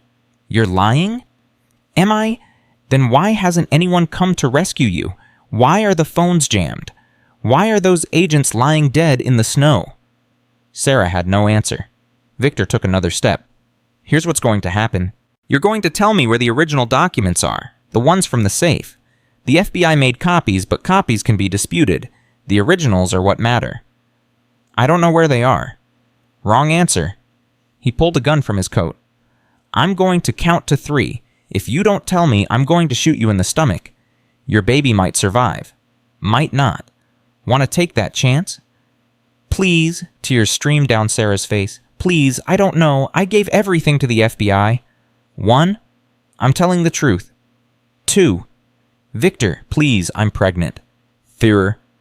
A shot rang out, but Sarah didn't feel any pain. Victor staggered. Blood bloomed on his shoulder. Get away from her. Lily stood on the porch. Frank's gun in her hands, her face set with fury. Victor spun and fired. Lily dove behind a snowbank. Sarah ran. She didn't know where she was going, only that she had to move. Behind her, gunshots echoed through the night. She reached the tree line and kept going. Her feet were numb. Her lungs burned. Her baby was kicking frantically. I'm sorry, she gasped. I'm sorry, little one. Just hold on. Please hold on. A hand grabbed her from behind. Sarah screamed and swung her elbow backward. Sarah, it's me. She turned. Sheriff Hayes stood there, his face grim, a shotgun in his hands. Sheriff Victor, he's back there. He shot at us. I know. I got a distress call from Agent Torres before her phone went dead. I've been driving for an hour to get here. Lily's still back there. Stay here. Don't move. He ran toward the sounds of gunfire. Sarah leaned against a tree, panting. Her contractions had started. Not full labor, not yet, but her body was warning her. Too much stress, too much running, too much fear. Not now, she begged her baby. Please, not now. More gunshots, then silence. Terrible, endless silence. Minutes passed. 5? 10. Sarah couldn't stand the waiting anymore. She had to know what happened. She had to find Lily. She pushed herself off the tree and started walking back toward the safe house. The scene that greeted her made her knees buckle. Sheriff Hayes was kneeling in the snow, pressing his hands against Lily's stomach. Blood seeped through his fingers. No, Sarah ran to them. No, no, no. Lily's face was white. Her breathing was shallow, but her eyes were open. Sarah, her voice was barely a whisper. You're okay. Where's Victor? Gone. Sheriff Hayes' voice was tight with anger. He got away, again. Don't worry about Victor. Lily's hand found Sarah's. The evidence. It's safe. That's what matters. You matter. You can't die, Lily. We have plans. The sanctuary. Remember? Lily smiled weakly. You'll build it. I know you will. We'll build it together. You just have to hold on. Sheriff Hayes was on his radio calling for ambulances, for backup, for anything. Help is coming, he told Lily. 10 minutes. Just hold on for 10 minutes. 10 minutes is a long time, Lily murmured. Her eyes were starting to flutter closed. Stay with me. Sarah squeezed her hand. Tell me about the sanctuary. Tell me what you want it to look like. I want... Lily took a shaky breath. I want it to have a big kitchen. My mother loved kitchens. She said they were the heart of any home. What else, Krokul? Gardens. She loved gardens. Roses especially. She had this theory that no one could feel hopeless surrounded by roses. What else, Lily? Keep talking. A nursery, for the babies, with soft light and rocking chairs and... Her voice faded. Lily, Lily. Sirens in the distance, getting closer. Hold on, Sarah begged. Please, hold on. The ambulance arrived in a blur of lights and noise. Paramedics swarmed around Lily, lifting her onto a stretcher, shouting medical terms Sarah didn't understand. Are you hurt? One of them turned to Sarah. No, I mean, my feet are frozen, and I'm pregnant, and I'm having contractions. How far apart? I don't know. 10 minutes? 15. We need to get you to the hospital too. Let's go. They loaded her into a second ambulance. As the doors closed, Sarah caught one last glimpse of the safe house. 3 more bodies had been discovered. FBI agents who had died protecting her and Lily. This was Victor Crane's legacy. Death, destruction, families torn apart, and he was still out there. The ride to the hospital was a blur. Sarah held onto the gurney rails while a paramedic monitored her vitals and her baby's heartbeat. Strong heartbeat, the paramedic said. Baby's doing fine. Just try to stay calm. My friend, the woman in the other ambulance, is she going to be okay? The paramedic hesitated. That hesitation told Sarah everything. We're doing everything we can. They arrived at the hospital at 4:15 a.m. Sarah was rushed to the maternity ward while Lily was taken to emergency surgery. For the next 4 hours, Sarah lay in a hospital bed, hooked up to monitors, waiting for news. The contractions slowed with medication. Her baby's heartbeat remained strong. Physically, she was fine. But mentally, she was falling apart. Victor was still free. Lily might be dying. Agent Torres was in critical condition after her accident. Everything they had fought for, everything they had risked it all, hung by a thread. A nurse came in at 8:30 a.m. Mrs. Mitchell, there's someone here to see you. Sarah's heart leaped. Lily, is she out of surgery? No, I'm sorry, it's a gentleman. He says he's the sheriff. Walter Hayes walked in looking like he hadn't slept in days, because he probably hadn't. How are you feeling? He asked. Terrified. How's Lily? Still in surgery. The bullet hit her liver. It's bad, but the doctors are cautiously optimistic. And Agent Torres. Woke up an hour ago. She's got a concussion and some broken ribs, but she's going to be okay. He sat down heavily in the chair beside her bed. She's already coordinating the manhunt from her hospital room. Victor's not going to get far. He always gets away. That's what he does. Not this time. Sheriff Hayes met her eyes. We found something at the safe house, something Victor didn't expect. What? Security footage. The safe house had cameras that recorded to an off-site server. We have Victor on video attacking the FBI agents. We have him shooting at you and Lily, and we have him admitting on camera that he killed Robert Thornton. Sarah's breath caught. He admitted it. He was gloating to Frank, his bodyguard, while they were setting up the attack. Didn't know he was being recorded. Sheriff Hayes almost smiled. Robert Thornton built that safe house's security system himself 16 years ago. Even from the grave, he's still protecting his family. Tears streamed down Sarah's face. So it's over. Victor can't escape this.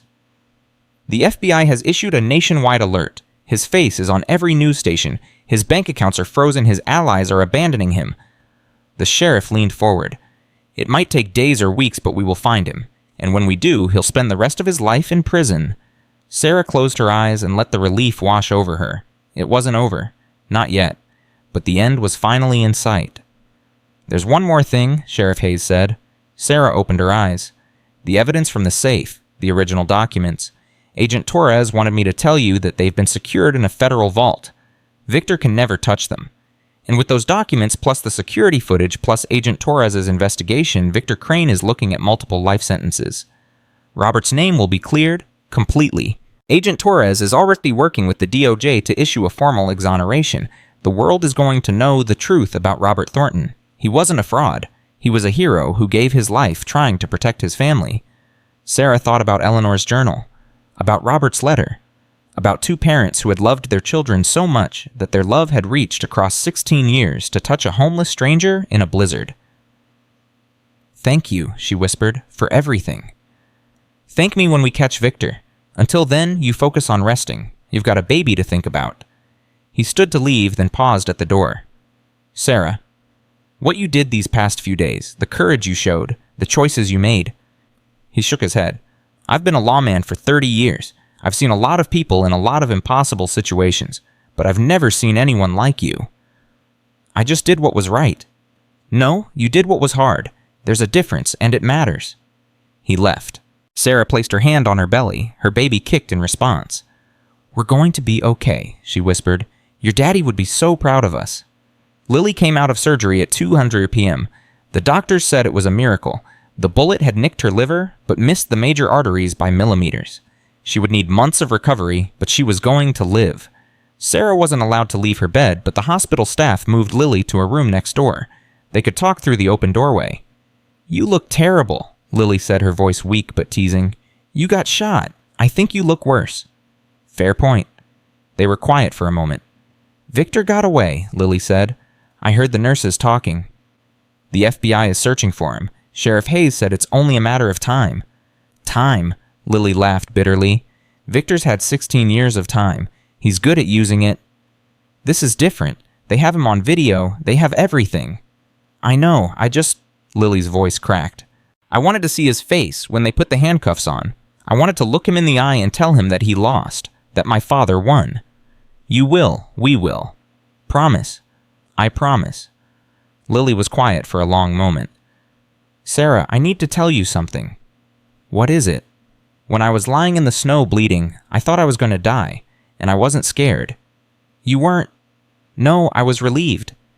Because for the first time in 16 years, I felt like I had done enough, like I could let go. Her voice trembled.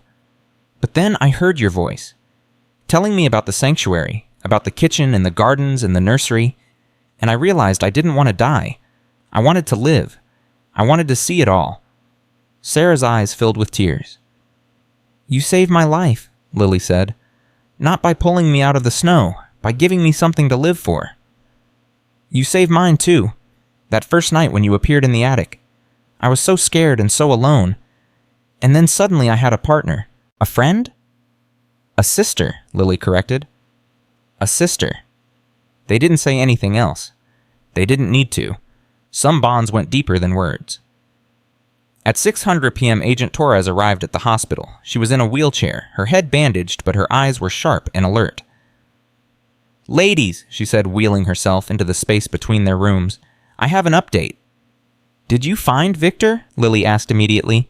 Not yet, but we found his escape plan. Agent Torres pulled out her phone and showed them a document. He had a private plane waiting at a small airfield about 50 miles from here. We got there too late. The plane took off 3 hours ago. Sarah's heart sank. He's gone. He's in the air, but that doesn't mean he's gone. Agent Torres smiled grimly. The plane's registration was falsified, but we tracked its fuel capacity. It can't make it out of the country. He'll have to land somewhere within range. And then we'll be waiting. I have agents at every possible landing site. Victor Crane's face is on every watch list in the Western Hemisphere. He can run, but he can't hide forever. How long? Lily asked. How long until you catch him? Hours, days at most. His resources are frozen. His allies have abandoned him. He's a wounded animal with nowhere to go. Agent Torres leaned forward. I know this isn't the ending you wanted. I know you wanted to see him in handcuffs tonight. But I promise you, both of you, Victor Crane, will face justice. What you've done, what you've sacrificed, it will not be in vain. She looked at Sarah. Mrs. Mitchell, I've been doing this job for 20 years. I've seen a lot of brave people. But what you did, protecting that evidence, jumping out of a window while 7 months pregnant, refusing to give up even when a gun was pointed at your belly, that's not just bravery, that's something else. What? Love, you weren't fighting for yourself. You were fighting for your baby. For Lily? For Robert and Eleanor Thornton's legacy. Agent Torres shook her head. That kind of love, it changes things. It makes the impossible possible. Sarah didn't know what to say. She had never thought of herself as special. She had just been trying to survive. But maybe that was the point. Maybe survival itself was an act of love. At 9:00 p.m., Sarah's contractions started again. This time they didn't stop. The doctors rushed in. Monitors beeped. Nurses barked orders. It's too early, Sarah gasped between contractions. I'm only 35 weeks. Your body is under extreme stress, the doctor said. The baby wants out.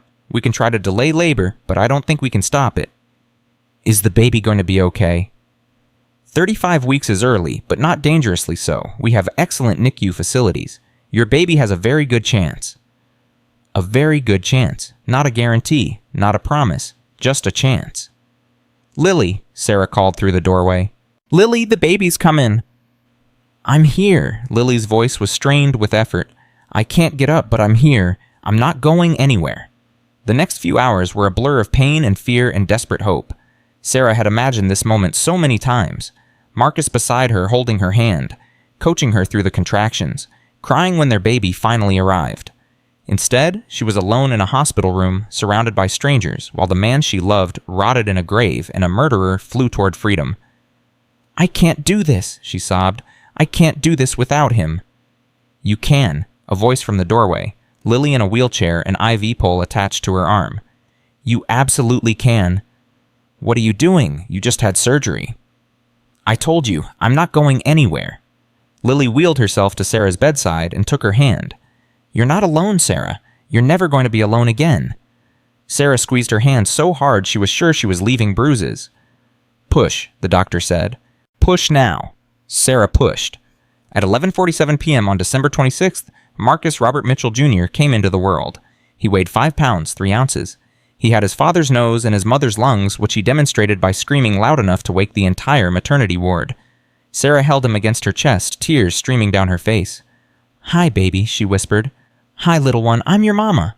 Marcus Jr. blinked up at her with unfocused newborn eyes. Your daddy would have loved you so much. He would have been the best father. He would have taught you how to ride a bike and throw a ball and be a good man. The baby yawned. But he's not here, so I'm going to have to teach you all those things myself. And I'm going to tell you stories about him. So many stories. You're going to know who he was even though you'll never meet him. Lily was crying too, silent tears running down her bruised face.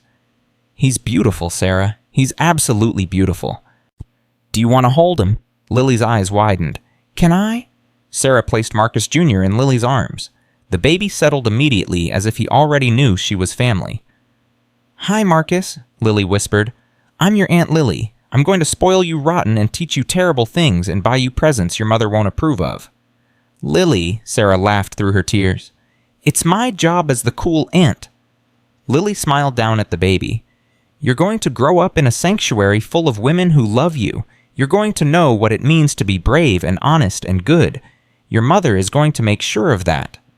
Sarah watched them, her heart full enough to burst. 24 hours ago, she had been running through the snow with bullets flying past her. Now she was holding her son, surrounded by family she hadn't known existed a week ago. Life was strange, painful, beautiful, and somehow against all odds full of hope. At 3:00 a.m., Agent Torres burst into the room. We got him. Sarah sat up so fast she nearly dropped the baby. Victor. His plane landed in Wyoming 2 hours ago. Local police surrounded the airfield. He tried to run but slipped on ice and broke his ankle. Agent Torres grinned. Victor Crane was arrested at 2:15 a.m. Mountain Time. He's currently in federal custody awaiting transport. Lily let out a sound that was half laugh, half sob. It's over. It's really over. It's really over. Agent Torres walked to the window and looked out at the night sky. He's going to spend the rest of his life in prison. Your father's name is going to be cleared. The world is going to know the truth. Sarah held Marcus Jr. against her chest and cried. Not sad tears, relief tears, victory tears. It was over. The monster was finally caught. Sheriff Hayes arrived at the hospital at 4:00 a.m. He came bearing gifts, a stuffed teddy bear for the baby, flowers for Sarah, a bottle of sparkling cider since no one could have champagne. Heard the news? He said, settling into a chair. Hell of a night. Hell of a week, Sarah corrected. Hell of a lifetime, Lily added. They laughed. It felt good to laugh. I spoke to Agent Torres, the sheriff said. She's planning to hold a press conference tomorrow, lay out the whole case against Victor, clear Robert's name publicly. Lily's eyes filled with fresh tears. My grandmother always believed this day would come. She died still believing. She'd be proud of you, both of you. I didn't do anything, Sarah said. I just stumbled into the wrong house during a blizzard. No, Sheriff Hayes shook his head. You stumbled into the right house, and then you made all the right choices. He looked at her with something like admiration. Do you know how many people would have taken that money and run 99 out of 100 at least? But you didn't. You protected it. You found the rightful heir. You risked your life to do the right thing. It wasn't my money. Teddy, That's exactly my point. Most people would have rationalized it, convinced themselves they deserved it, but you didn't even consider it, because you're not most people, Sarah Mitchell. You're something else entirely. Sarah didn't know how to respond. She looked down at Marcus Jr. sleeping peacefully in her arms. I just wanted him to grow up knowing I was someone he could be proud of. Mission accomplished. At 6:00 a.m., Sarah finally slept. She dreamed of Marcus. Not sad dreams, happy ones. They were sitting on a porch watching the sunset. Marcus Jr. was running through a garden, chasing Biscuit through the roses. You did good, Marcus said, squeezing her hand. I miss you so much. I know, but I'm always with you, in him. He nodded toward their son. Every time he laughs, every time he's brave, every time he does the right thing even when it's hard. That's me, that's us. I love you. I love you too, forever and beyond. Sarah woke to sunlight streaming through the hospital window. Marcus Jr. was hungry. She fed him while nurses bustled in and out, checking vitals, adjusting IVs, bringing breakfast trays. Lily was awake too, watching the news coverage on her phone. Sarah, you need to see this. Sarah leaned over Marcus Jr., still nursing, and looked at the screen. Agent Torres was at a podium flanked by FBI officials and federal prosecutors. Today, we announce the arrest of Victor Crane on charges of fraud, racketeering, conspiracy to commit murder, and the murders of 3 FBI agents. Additionally, we are presenting evidence that Mr. Crane was responsible for the death of Robert Thornton in December 2008. The screen cut to old photos of the Thornton family. Robert, Eleanor, Daniel, Lily. For 16 years, Mr. Crane perpetuated a fraud that destroyed an innocent man's reputation. Robert Thornton was not a criminal. He was a whistleblower who tried to expose corruption in his own company, and he paid for it with his life. Agent Torres paused. Today, on behalf of the Federal Bureau of Investigation, I formally exonerate Robert Thornton of all allegations made against him. His name is cleared, his legacy is restored, and the man who destroyed his family will finally face justice. Lily was crying openly. Sarah reached across the gap between their beds and took her hand. Your father is a hero, Sarah said. The whole world knows it now. Because of you, because you found the safe, because you made the right choice. Because we fought together. Lily squeezed her hand. The news coverage continued. We also want to acknowledge 2 civilians whose bravery made this arrest possible. Sarah Mitchell, a homeless mother who discovered evidence hidden for 16 years, and Lily Thornton Roberts' daughter who risked her life to protect that evidence. Photos of Sarah and Lily appeared on screen. These women exemplify the best of humanity. They remind us that justice is not just the work of law enforcement, it's the work of ordinary people who refuse to look away when they see wrong. People who choose honesty over profit, courage over safety, truth over silence. Agent Torres looked directly at the camera. To Sarah and Lily, on behalf of the FBI and the Department of Justice, thank you. What you did will never be forgotten. The press conference ended. Comments flooded the screen. People praising Sarah and Lily, calling them heroes, saying their story had restored their faith in humanity. Sarah didn't feel like a hero. She felt like a tired, sore, sleep-deprived new mother holding a newborn while recovering from the most terrifying week of her life. But maybe that was what real heroism looked like. Not capes and superpowers, just ordinary people doing their best in impossible situations. Marcus Jr. made a small sound in his sleep. I know, baby, Sarah whispered. It's been a crazy week, but we made it. We really made it. She looked at Lily, at the news coverage still playing on the phone, at the sunlight streaming through the window of a new day. Victor Crane was in custody, Robert Thornton's name was cleared, and somewhere in a safe house or an FBI vault, $250 million waited for Lily to decide what to do with it. The sanctuary, Lily said suddenly as if reading Sarah's thoughts. I want to start building as soon as possible. You just got shot. You need to recover. I can recover and plan at the same time. Lily's eyes were bright with purpose. I've spent 16 years waiting for justice. Now I want to spend the rest of my life building something good.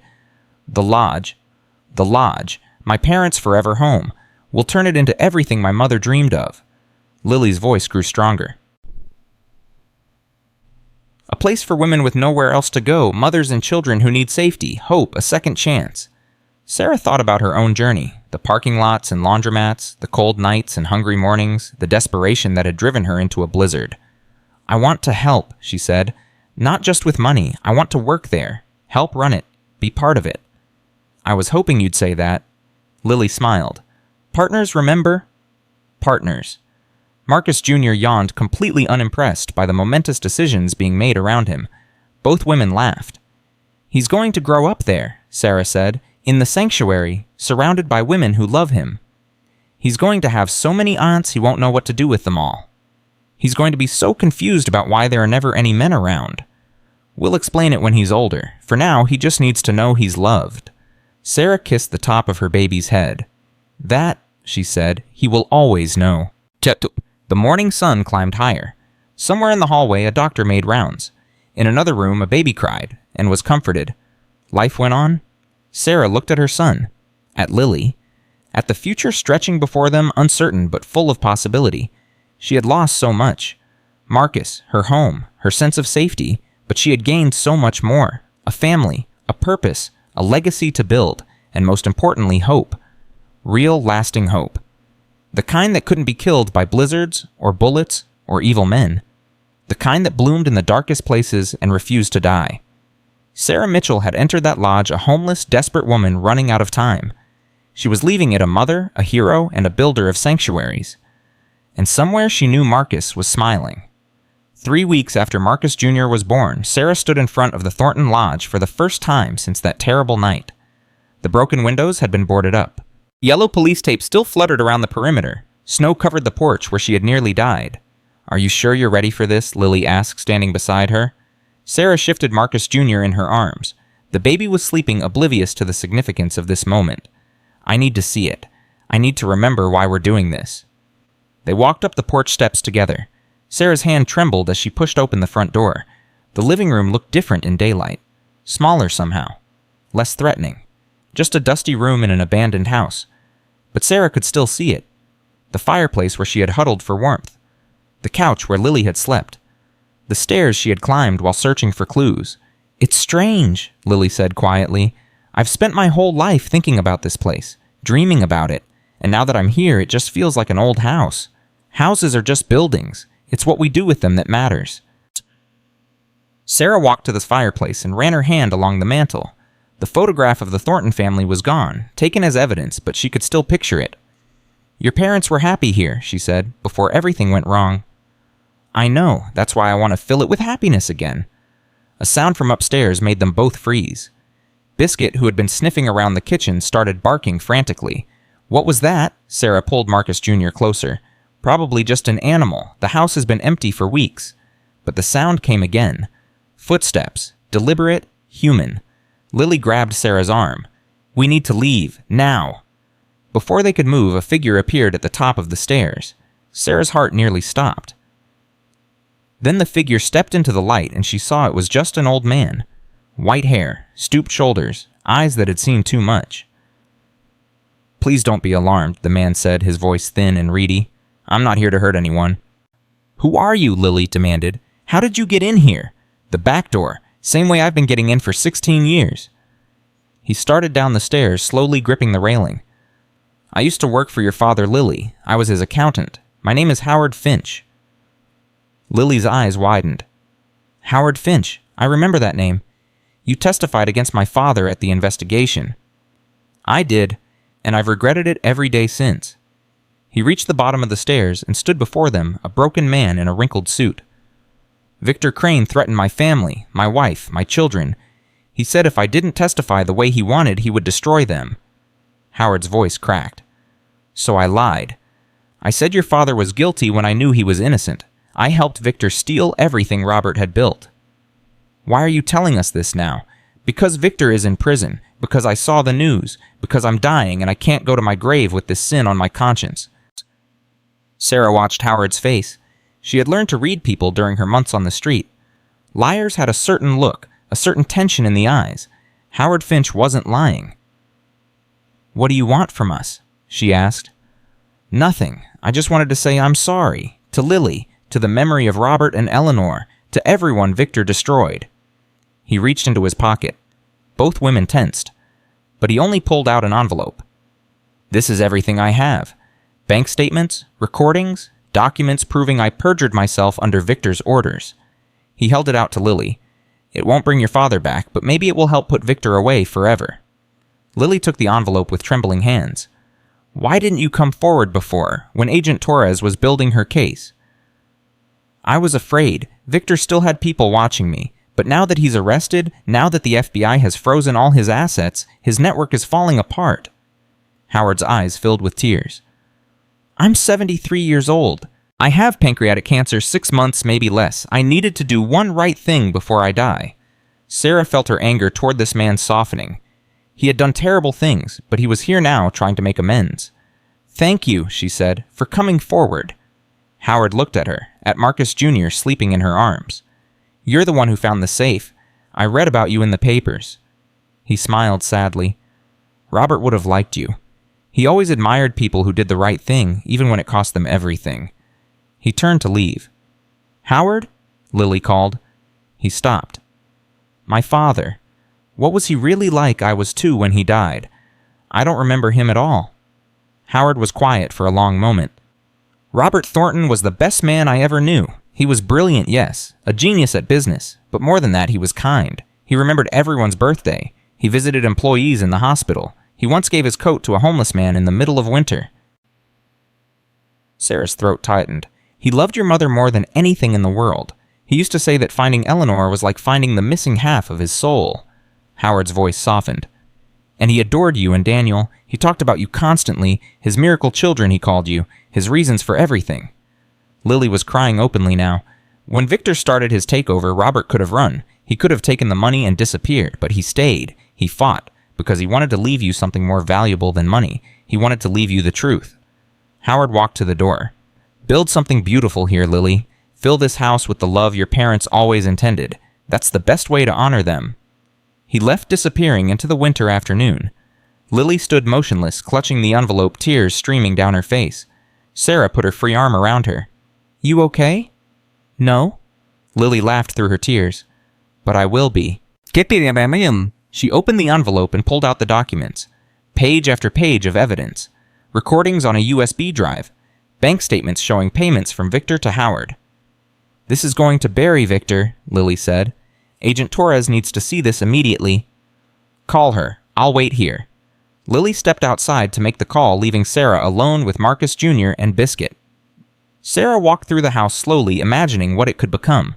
The living room transformed into a communal space where mothers could gather and support each other. The bedrooms converted into safe havens for women escaping abuse. The kitchen filled with the smell of home-cooked meals. She climbed the stairs to the attic. The ladder was still down from when Victor's men had searched it. The safe stood in the corner, empty now. Its contents were in federal custody, but Lily had already begun the process of reclaiming the money. Sarah touched the cold metal. Thank you, Robert, she whispered. For hiding this, for protecting your family, for giving us a chance. The safe didn't answer, but Sarah felt something anyway. A warmth, a presence. Maybe it was her imagination, or maybe somewhere Robert Thornton was listening. Lily appeared at the top of the ladder. Agent Torres is on her way. She says Howard's evidence could add another 20 years to Victor's sentence. Good, he deserves to rot. He deserves worse, but I'll take what I can get. They climbed down from the attic together. Sarah, there's something I need to tell you. What is it? Lily took a deep breath. I've been talking to lawyers about the money, my father's estate. It's complicated because he was never officially declared innocent until now. What does that mean? It means the money in the safe, the $250 million, it's been in legal limbo for 16 years. Various creditors have claimed pieces of it. Victor's bankruptcy court tied up most of it. Lily's jaw tightened. I might not be able to access it for months, maybe years. Sarah's heart sank. So the sanctuary. I'm not giving up. Lily's eyes flashed with determination. I have some money of my own, not much, but enough to start. We can begin renovation ends while the legal stuff gets sorted out. Lily, you can't use your own money. You need that to live. What's the point of living if I'm not doing something that matters? Lily grabbed Sarah's hands. My father spent his last days hiding a fortune so his children would be provided for, but he also hid evidence so the truth would come out. He wasn't just thinking about money, he was thinking about legacy. I know, but let me finish. The sanctuary isn't just about honoring my parents. It's about saving lives. Women like you, Sarah. Women who have nowhere to go. Women who are one blizzard away from disaster. Sarah thought about those 89 days in her car. The cold, the hunger, the despair. "I can help with fundraising," she said slowly. "I don't have money, but I have a story. A story that's been all over the news." Lily's eyes lit up. "You'd do that, go public, tell people what you went through. If it helps build this place, I'll tell my story to anyone who'll listen." Lily hugged her so tight that Marcus Jr. woke up and started fussing. "Sorry, baby." Sarah laughed, bouncing him gently. Aunt Lily got excited. Agent Torres arrived an hour later with a team of FBI agents. She reviewed Howard's documents with growing excitement. "This is incredible," she said. "Howard Finch was Victor's inside man at Thornton Industries. His testimony was crucial to the fraud case against Robert." She held up the USB drive. "If these recordings confirm what the documents suggest, Victor's defense team is going to have a very bad day."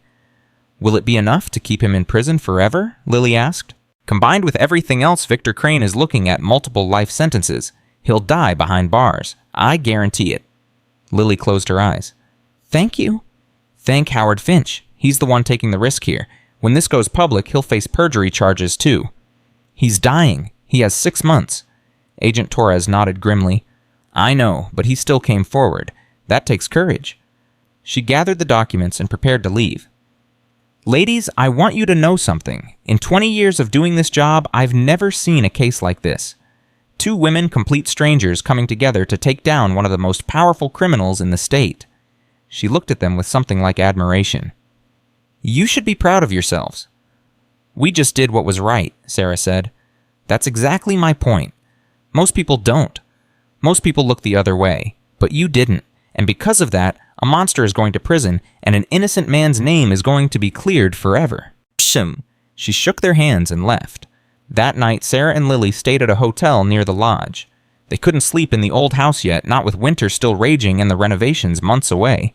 But they could plan. They sat cross-legged on one of the beds, Marcus Jr. sleeping between them, and dreamed out loud. "We'll need at least 10 bedrooms, Lily said, sketching on a notepad.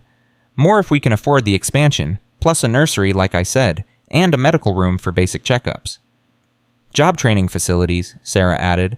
"Computer labs, interview coaching. Women need skills to rebuild their lives, not just shelter. Legal aid. Most homeless women have legal issues. Custody battles, restraining orders, debt collection. Childcare. Nobody can work or go to interviews if they're worried about their kids. A counseling center, trauma therapy, addiction support." They kept going for hours. The list grew longer and longer. The dream grew bigger and bigger. At some point, Sarah realized she was crying again. "What's wrong?" Lily asked. "Nothing. Everything." Sarah wiped her eyes. "A month ago, I was sleeping in my car wondering if my baby would survive, and now I'm planning a sanctuary that's going to help hundreds of women." "Thousands of Flamico," Lily corrected. "If we do this right." "How is this my life? How did I get here? You broke a window." Lily smiled. "You broke a window in the middle of a blizzard and changed everything. I almost didn't. I almost just stayed in the car and died. But you didn't. You fought. You survived. And now you're going to help other women do the same." Sarah looked at Marcus Jr. sleeping peacefully. He's going to grow up knowing his mother built something important. He's going to grow up knowing his mother was a hero. I'm not a hero. Sarah. Lily took her hands. You found a fortune and gave it away. You jumped out a window to save evidence that didn't even belong to you. You stood in front of Victor Crane, befreien with a gun pointed at your belly, and refused to give up. I was terrified. Heroes usually are. That's what makes them heroes. Sarah didn't know how to respond. She had never thought of herself as brave. She had just been trying to survive. But maybe Lily was right. Maybe survival was its own kind of heroism. The next morning, they drove back to the lodge to meet with contractors. 3 different construction companies had agreed to give quotes. Word had spread about what Sarah and Lily were planning. Everyone wanted to be part of it. The first contractor was a burly man named Mike who specialized in historic renovations. The bones of this place are solid, he said, walking through the house. Good foundation, strong beams. It's been neglected, but nothing's rotten. How long would a full renovation take? Lily asked. Depends on what you want. Basic repairs, 3 to 4 months. Full transformation with all the amenities you mentioned, more like 8 to 10. We want it done right, Sarah said. These women have been through enough. They deserve a beautiful place. Mike nodded approvingly. I like that attitude. Too many shelters look like prisons. Cold, institutional, If you want warmth, that's going to cost more, but it's worth it. We'll find the money, Lily said. The second contractor was a woman named Patricia who specialized in green building. Solar panels on the roof, she suggested. Geothermal heating, energy-efficient windows. It'll cost more up front, but your utility bills will be almost nothing, and it's better for the environment. Sarah thought about all the nights she had spent cold rationing the heat in her car to save gas money. Yes, she said, whatever helps keep costs down long term. The third contractor was an older gentleman named Joseph who had built shelters before. Security is your biggest concern, he said. These women are running from dangerous situations, abusive partners, traffickers. You need cameras, controlled access safe rooms. Safe rooms? Sarah asked. Reinforced spaces where women and children can hide if someone comes looking for them. Bulletproof doors, panic buttons connected directly to police. The idea made Sarah's stomach turn, but she knew it was necessary. Include it in the quote, Lily said. By the end of the day, they had 3 detailed proposals. The costs ranged from $2 million to $5 million, depending on the level of renovation. We don't have that kind of money, Sarah said as they drove back to the hotel. Not yet. But we will, Lily pulled out her phone. I've been thinking about what you said, about using your story to fundraise. What about it? A reporter from CNN called me this morning. They want to do a feature on us, on the sanctuary, on the whole story from beginning to end. Sarah's pulse quickened. National television show prime time. They're calling it From Homeless to Hero, the woman who found $250 million and gave it all away. That's a terrible title. I agree, but the exposure would be incredible. We could reach millions of people. Sarah thought about it. Going on national television, telling her story to the whole country, the vulnerability of it, the risk, but also the potential. When do they want to do it? Next week. They want to film here at the lodge, show people what it looks like now and what it could become. That's fast. I told them we'd think about it. It's your story, Sarah, your choice. Marcus Jr. started fussing in his car seat. Sarah reached back to comfort him. If it helps build the sanctuary, she said finally, I'll do it. Lily squeezed her hand. Thank you. The CNN crew arrived 6 days later. There were 8 of them. Camera operator, sound technicians, a producer, and the reporter herself, a woman named Diana Reyes, who had won 2 Emmys for her human interest stories. Sarah, Lily, thank you so much for agreeing to this, Diana said, shaking their hands. Your story is incredible. I've been a journalist for 20 years, and I've never heard anything like it. We just want people to know what we're building, Lily said, and why it matters. Trust me, they're going to know. They filmed for 3 days. Sarah walked Diana through every step of her journey. The death of Marcus, the eviction, the 89 days in the car, the blizzard, the broken window, the safe. It was harder than she expected. Reliving those memories in front of cameras made them fresh again. Raw. But she did it anyway. For the sanctuary, for all the women who would need it. They filmed Lily too, her childhood without parents, her brother's death, her 16-year quest for justice. And they filmed the lodge. The dusty rooms, the empty safe, the vision of what it could become. On the last day of filming, Diana sat down with Sarah for a final interview. Sarah, when you found that safe, when you saw $250 million, what was your first thought? Sarah considered the question. Honestly, disbelief. I thought I was hallucinating. I had been homeless for so long, surviving on almost nothing. And then suddenly I was looking at more money than I could imagine. And your second thought? That it wasn't mine, that someone was looking for it, that I had to find them. Diana leaned forward. Most people wouldn't have done that. Most people would have taken the money and disappeared. Maybe, but I would have known. Every time I looked at my son, I would have known his future was built on a lie. Is that what kept you honest, your son? Sarah thought about Marcus, about the life they had planned together, about the man he would have wanted her to be. Partly, but also my husband. Marcus was the most honest person I ever knew. He worked construction for 15 years. Never took a sick day. He didn't earn, never cut corners, never cheated anyone out of a dime. Her voice cracked. He died because a company cut corners on safety, because someone decided profits mattered more than lives. And you didn't want to be that person. I couldn't be that person, not after watching what dishonesty costs, not after losing the man I loved because someone valued money more than human life. Diana was quiet for a moment. Sarah, what do you want people to take away from your story? That doing the right thing is possible, even when you have nothing, Even when you're scared. Even when every voice in your head is telling you to take the easy way out. Sarah looked directly at the camera. I was a homeless pregnant woman sleeping in my car. I had every reason to keep that money, but I didn't. Because integrity isn't about what you do when life is easy. It's about what you do when life is impossible. Diana smiled. That's going to be the quote of the piece. The interview aired 2 weeks later. Sarah watched it from the hotel room, Marcus Jr. in her lap, Lily beside her. It was surreal seeing herself on national television, hearing Diana narrate her story, watching footage of the lodge of the safe of the evidence that had taken down Victor Crane. But what came after was even more surreal. The donations started pouring in. First a trickle. A few $100s from people moved by her story. Then a flood. $10,000 from a women's advocacy group in California. $25,000 from an anonymous donor in New York. $50,000 from a corporation that wanted its logo on the sanctuary's website. By the end of the first week, they had raised over $200,000. This is insane, Sarah said, staring at the fundraising dashboard on Lily's laptop. This is absolutely insane. People want to help, Lily said. Your story touched them. But this is $200,000 in 1 week. And it's not stopping. Look at the pledges coming in. Sarah scrolled through the messages attached to donations. From a woman in Texas. I was homeless once too. I know what it feels like. Thank you for giving other women hope. From a man in Michigan. My mother was in an abusive relationship for 20 years. If there had been a place like this, maybe she could have escaped. Building this in her memory. From a teenage girl in Florida. I want to be like you when I grow up. Brave enough to do the right thing even when it's hard. Sarah started crying. I didn't do this for recognition, she said. I just did what was right. And now you're inspiring other people to do the same.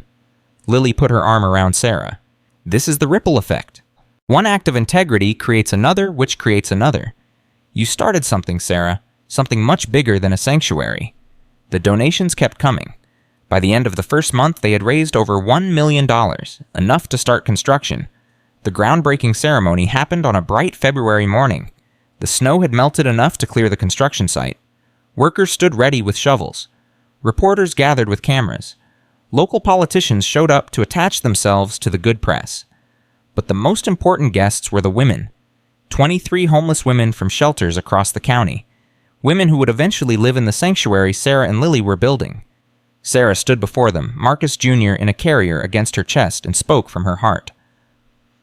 A few months ago, I was one of you, homeless, scared, wondering if I would survive another night. I had lost my husband, lost my home, lost everything I thought mattered. She paused, gathering her strength. And then I stumbled into an abandoned house during a blizzard, and I found something I never expected. Not just money, although there was that too. I found proof that doing the right thing matters, that one person can make a difference, that hope is never truly lost. She looked at the women gathered before her. This sanctuary is for you. For every woman who has ever felt invisible. For every mother who has cried herself to sleep, wondering how she's going to feed her children. For everyone who has been told they don't matter, they don't deserve better, they should just give up. Her voice rang out across the crowd. You matter, you deserve better, and I am never ever going to stop fighting for you. The crowd erupted in applause. Sarah looked at Lily, who was crying openly. At Sheriff Hayes, who had shown up in full uniform to support them. At Agent Torres, who had taken a personal day to be there. And she thought about Marcus. About Robert and Eleanor Thornton. About all the people who had died too soon, but whose love had made this moment possible. This is for all of you, she whispered. Every single one of you. Lily handed her a golden shovel. Sarah turned to the construction site, raised the shovel, and drove it into the earth. The crowd cheered. Construction began the next day. Sarah and Lily were there every morning watching the workers transform the old lodge into something new. Walls went up, plumbing was installed, electrical systems were wired. It was slow work, but every day brought visible progress. The kitchen's almost done, Lily said one afternoon, walking Sarah through the building. They're installing the industrial stove tomorrow. It's beautiful. Sarah ran her hand along the granite countertops. Your mother would have loved this. She would have been in here every day cooking for everyone. Lily smiled sadly. She used to say that food was love made visible. That's beautiful. She was beautiful, in every way that matters. They walked through the rest of the building, the bedrooms each one cozy and private, the nursery painted in soft yellows and greens. The counseling center with comfortable chairs and a wall of windows overlooking the gardens. 6 more weeks, Lily said. Then we can start accepting residents. Are you ready? I've been ready my whole life. Lily looked around at the sanctuary taking shape. This is what I was meant to do, Sarah. I can feel it. Me too. They stood together in the unfinished lobby, imagining the women who would soon fill this space, the children who would play in these halls, the lives that would be changed within these walls. We did it, Sarah said softly. We actually did it. We're not done yet. This is just the beginning. I know, but still. Sarah turned to face Lily. A year ago, I was sleeping in my car wondering if I would survive the winter. And now I'm standing in a sanctuary that we built together, a sanctuary that's going to help thousands of women. Because you broke a window. Because I broke a window. They laughed. It was an old joke by now, but it never got less funny. Marcus Jr. made a sound from his carrier. Sarah looked down and saw him smiling up at her, a big toothless baby grin. Look at that, Lily said. He knows what his mama did. He knows his mama loves him. Sarah kissed his forehead. That's all that matters. But in her heart, she knew it was more than that. Marcus Jr. would grow up knowing that his mother had faced impossible odds and chosen integrity, that she had found a fortune and given it away, that she had turned tragedy into triumph and despair into hope. He would know that doing the right thing mattered, and maybe, just maybe, he would carry that lesson forward into his own life. Sarah looked out the window at the mountains stretching toward the horizon. Somewhere out there, Marcus was watching. Robert and Eleanor, too. All the people who had loved and lost and left their mark on the world. Thank you, she whispered to them, for everything. The sun was setting, painting the sky in shades of gold and pink. Tomorrow there would be more work, more challenges, more obstacles to overcome. But tonight, in this moment, Sarah Mitchell was at peace. She had lost so much, but she had gained so much more. And the best was still to come. 1 year to the day since Sarah Mitchell had broken that window, the Eleanor's Haven Sanctuary opened its doors. She stood on the front porch of the transformed lodge Marcus Jr. balanced on her hip, watching as the first residents arrive. 3 women, 5 children, escaping situations Sarah knew all too well. Welcome home, she said to each of them. You're safe now. The words felt sacred in her mouth, a promise she had once desperately needed to hear. Lily stood beside her, greeting each family with warmth that came from 16 years of understanding loss. Is this really ours? One woman asked, her voice trembling as she looked around. We can really stay here. For as long as you need, Lily said. This is your sanctuary. The woman burst into tears. Her children clung to her legs, confused and scared. Sarah knelt down to their level. Hey there, I'm Sarah, and this is Marcus Jr. He's 1 year old today. Do you want to see his birthday cake? The children's eyes widened. Birthday cake was a luxury they hadn't seen in a long time. Come on, Sarah said, taking the smallest one's hand. Let's go celebrate. By the end of the first week, the sanctuary had 12 residents. By the end of the first month, they were at capacity with 37 women and 42 children filling every room. We need to expand, Lily said one evening, looking at the waiting list on her computer. There are 60 more women who need beds, 60 more families with nowhere to go. We've only been open a month, and the need is already overwhelming. Lily ran her hands through her hair. I knew homelessness was bad. I read the statistics, but seeing these faces, hearing these stories, it's different. Sarah nodded. She knew exactly what Lily meant. Every woman who walked through their doors had a story. Maria, who had fled an abusive husband with 3 children and no money. Keisha, who had lost her job and her apartment in the same week. Destiny, 17 years old and pregnant, kicked out by parents who couldn't accept her choices. Each story was different. Each story was the same.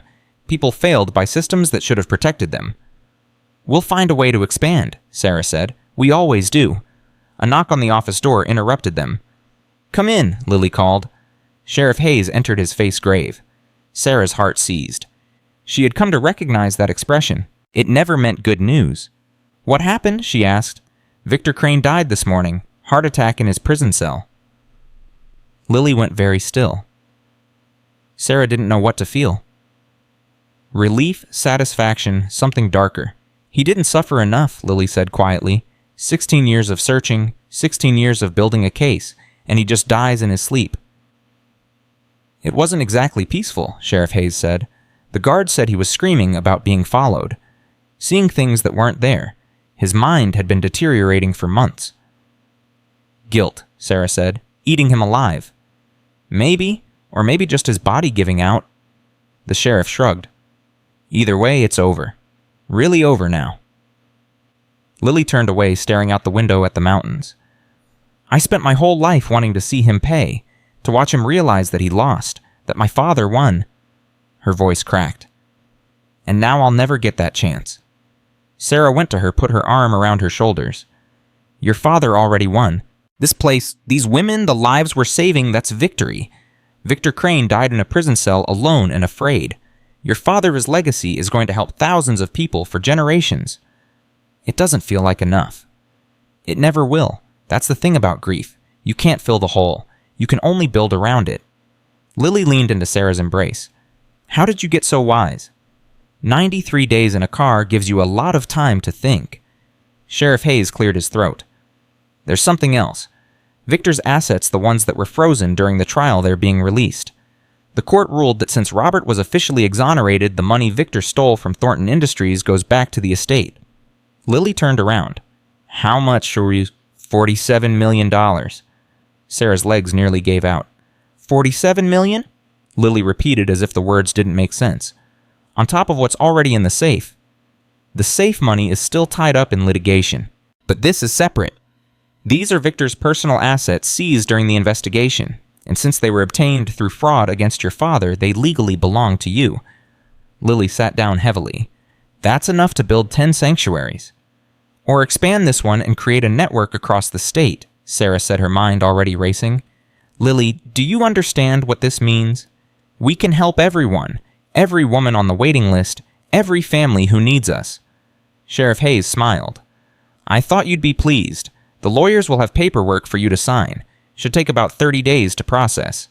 He left them alone with the news. Lily and Sarah stared at each other. This is insane, Lily finally said. This is absolutely insane. Victor's money is going to fund the sanctuary he tried to destroy. Sarah laughed, a sound between joy and disbelief. Your father would have loved the irony. He really would have.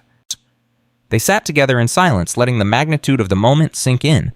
$47 million, plus the eventual release of the safe money, enough to transform homelessness services across the entire state of Colorado. We're going to need help, Lily said. More staff, more locations, more everything. We'll build a team, train people who care as much as we do. And we'll never turn anyone away. That's the rule, no matter what. No matter what, Sarah agreed. Marcus Jr., who had been napping in a playpen in the corner, chose that moment to wake up and demand attention. Sarah scooped him up, kissing his chubby cheeks. Hear that, baby? Your Aunt Lily just inherited a fortune. You're going to grow up surrounded by very generous people. Marcus Jr. babbled something that might have been approval. The news of Victor's death spread quickly. Agent Torres called to offer condolences that neither Sarah nor Lily really wanted. I know this isn't the closure you hoped for, she said, but his death doesn't erase what we accomplished. Victor Crane's conviction was the biggest win of my career, and it happened because of you two. What happens to the case now? Lily asked. The case is closed. Victor's dead. His accomplices are either in prison or cooperating with authorities. The fraud network he built has been completely dismantled. And Howard Finch? Dying in hospice. He testified before a grand jury last month, gave us everything. Because of him, we've indicted 3 more executives who helped Victor cover up Robert's murder. Murder, Lily repeated. You said murder. Does that mean? It means the FBI officially ruled your father's death a homicide. The medical examiner's findings were falsified. Victor arranged for your father to be poisoned with something undetectable. It was murder, and now the world knows it. Lily broke down. Sarah held her while she sobbed, the phone pressed between them on speaker. Thank you, Sarah said to Agent Torres, for everything. Thank you, both of you, for never giving up. The call ended. Lily cried for a long time. Sarah held her and let her. These weren't sad tears, not entirely. They were release tears. 16 years of fighting, of wondering, of desperate hope finally finding resolution. He was murdered, Lily whispered when she could speak again. I always knew, but hearing it officially, having it acknowledged, it's different. Your father was a hero. The whole world knows that now. Because of you, because you found the safe. Because your father was smart enough to hide the evidence where Victor would never find it. Sarah squeezed her hand. He protected you even from the grave. That's what fathers do. Lily wiped her eyes. I want to do something, to honor him properly, now that we have the money. What are you thinking? A scholarship fund. For children who lost parents to corporate greed. Kids like me and Daniel who had their lives destroyed by men like Victor. That's beautiful. The Robert and Eleanor Thornton Foundation will fund education for kids who would otherwise fall through the cracks. Your parents would be so proud, Lily smiled through her tears. I hope so. I really hope so. 3 months after Victor's death, the sanctuary celebrated its first major milestone. 100 women had passed through their doors. 50 had successfully transitioned to permanent housing. 30 had found stable employment. 20 were enrolled in job training programs. And perhaps most importantly, not a single child had spent a night without a roof over their head. Sarah organized a celebration, nothing fancy, just a dinner in the big communal kitchen, everyone cooking together, sharing stories, laughing. Speech, someone called out. Sarah, give us a speech. Sarah stood up reluctantly. Public speaking still made her nervous. I'm not good at this, she said, but I'll try. The room quieted. A year and a half ago, I was one of you, homeless, scared, wondering if I was going to survive another night. She looked around at the faces watching her. I had lost my husband, lost my home, lost everything I thought mattered. And then I found something unexpected. Not just money, although that's the part everyone talks about. I found proof that doing the right thing matters. That one decision, one moment of integrity can change everything. She paused, gathering her thoughts. Every single one of you has made that decision. You chose to survive. You chose to fight for your children. You chose to walk through those doors and ask for help, even though asking for help is the hardest thing in the world. Maria, the woman who had fled her abusive husband, was crying. You are all heroes, every single one of you, and I am so proud to know you. The room erupted in applause and tears. After dinner, Sarah found Lily on the porch, looking out at the mountains. Great speech, Lily said. I meant every word. I know, that's what made it great. They stood together in comfortable silence. We should talk about the expansion, Lily said eventually. The second location. Denver. I was thinking Colorado Springs. The need there is just as great, and we have contacts with the local government. When do we break ground? Spring. The paperwork is almost done. We just need to finalize the building permits. Sarah shook her head in wonder. Sometimes I still can't believe this is my life. A year and a half ago, I was sleeping in a Walmart parking lot. Now I'm helping plan a statewide network of sanctuaries. Believe it, Lily said. You earned every bit of this. We earned it together. We did, Lily smiled. Partners. Partners. Marcus Jr.'s cry echoed from inside. Sarah's mama instincts kicked in immediately. Duty calls, she said. Go, I'll lock up. Sarah went inside to tend to her son, leaving Lily alone with the mountains and the stars. But she wasn't really alone. Not anymore. Winter came again, fierce and cold. Sarah watched the snow fall and remembered. The blizzard, the dying car, the desperate walk through the white. She should have been traumatized by winter, should have flinched at every snowfall. Instead, she felt grateful. That storm had led her here, to this place, to this life, to Lily and the sanctuary and a purpose she had never imagined. Mama, Marcus Jr. said, pointing at the window. He was 18 months old now, toddling everywhere, getting into everything. Snow, baby, that's snow. No, he repeated. No, no, no. That's right, Sarah laughed. Snow, your first real winter. She picked him up and carried him to the window. See the mountains, that's where Mama found you. In a big old house in the middle of a storm. Marcus Jr. pressed his face against the glass, fascinated by the falling flakes. And see that building down there? That's where you live now, with Aunt Lily and all your aunts and all the other kids. She thought about what her son's life would be, growing up surrounded by women who had fought impossible odds, learning compassion and resilience before he could even spell the words. You're going to be a good man, she whispered. Your daddy would be so proud of you. The door opened and Lily rushed in, cheeks flushed from the cold. Sarah, you need to see this. What's wrong? Nothing's wrong. Just come. Quickly! Sarah bundled Marcus Jr. into his coat and followed Lily to the main office. A woman was waiting there. Mid-30s, professional clothes, nervous expression. Sarah, this is Rebecca Santos, Lily said. She's from the MacArthur Foundation. Sarah's heart skipped. The MacArthur Foundation was one of the most prestigious charitable organizations in the country. They didn't just give money, they changed lives. Ms. Mitchell, Rebecca said, standing to shake her hand, it's an honor to meet you. The honor is mine. What brings you to our sanctuary? I'll get right to the point. The MacArthur Foundation has been watching your work.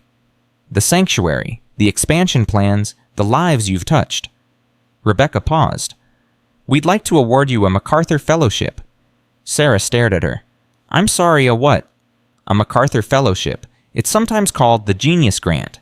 It's $800,000 unrestricted paid over 5 years. $800,000. To use however you see fit, no strings attached. Sarah's legs went weak. Lily grabbed her arm to steady her. I don't understand, Sarah said. I'm not a genius. I'm just a woman who broke into a house during a blizzard. Rebecca smiled. That's exactly why we're honoring you. The MacArthur Fellowship isn't just about intellectual achievement. It's about people who show exceptional creativity, originality, and potential. Ms. Mitchell, you found a fortune and gave it away. You built a sanctuary from nothing.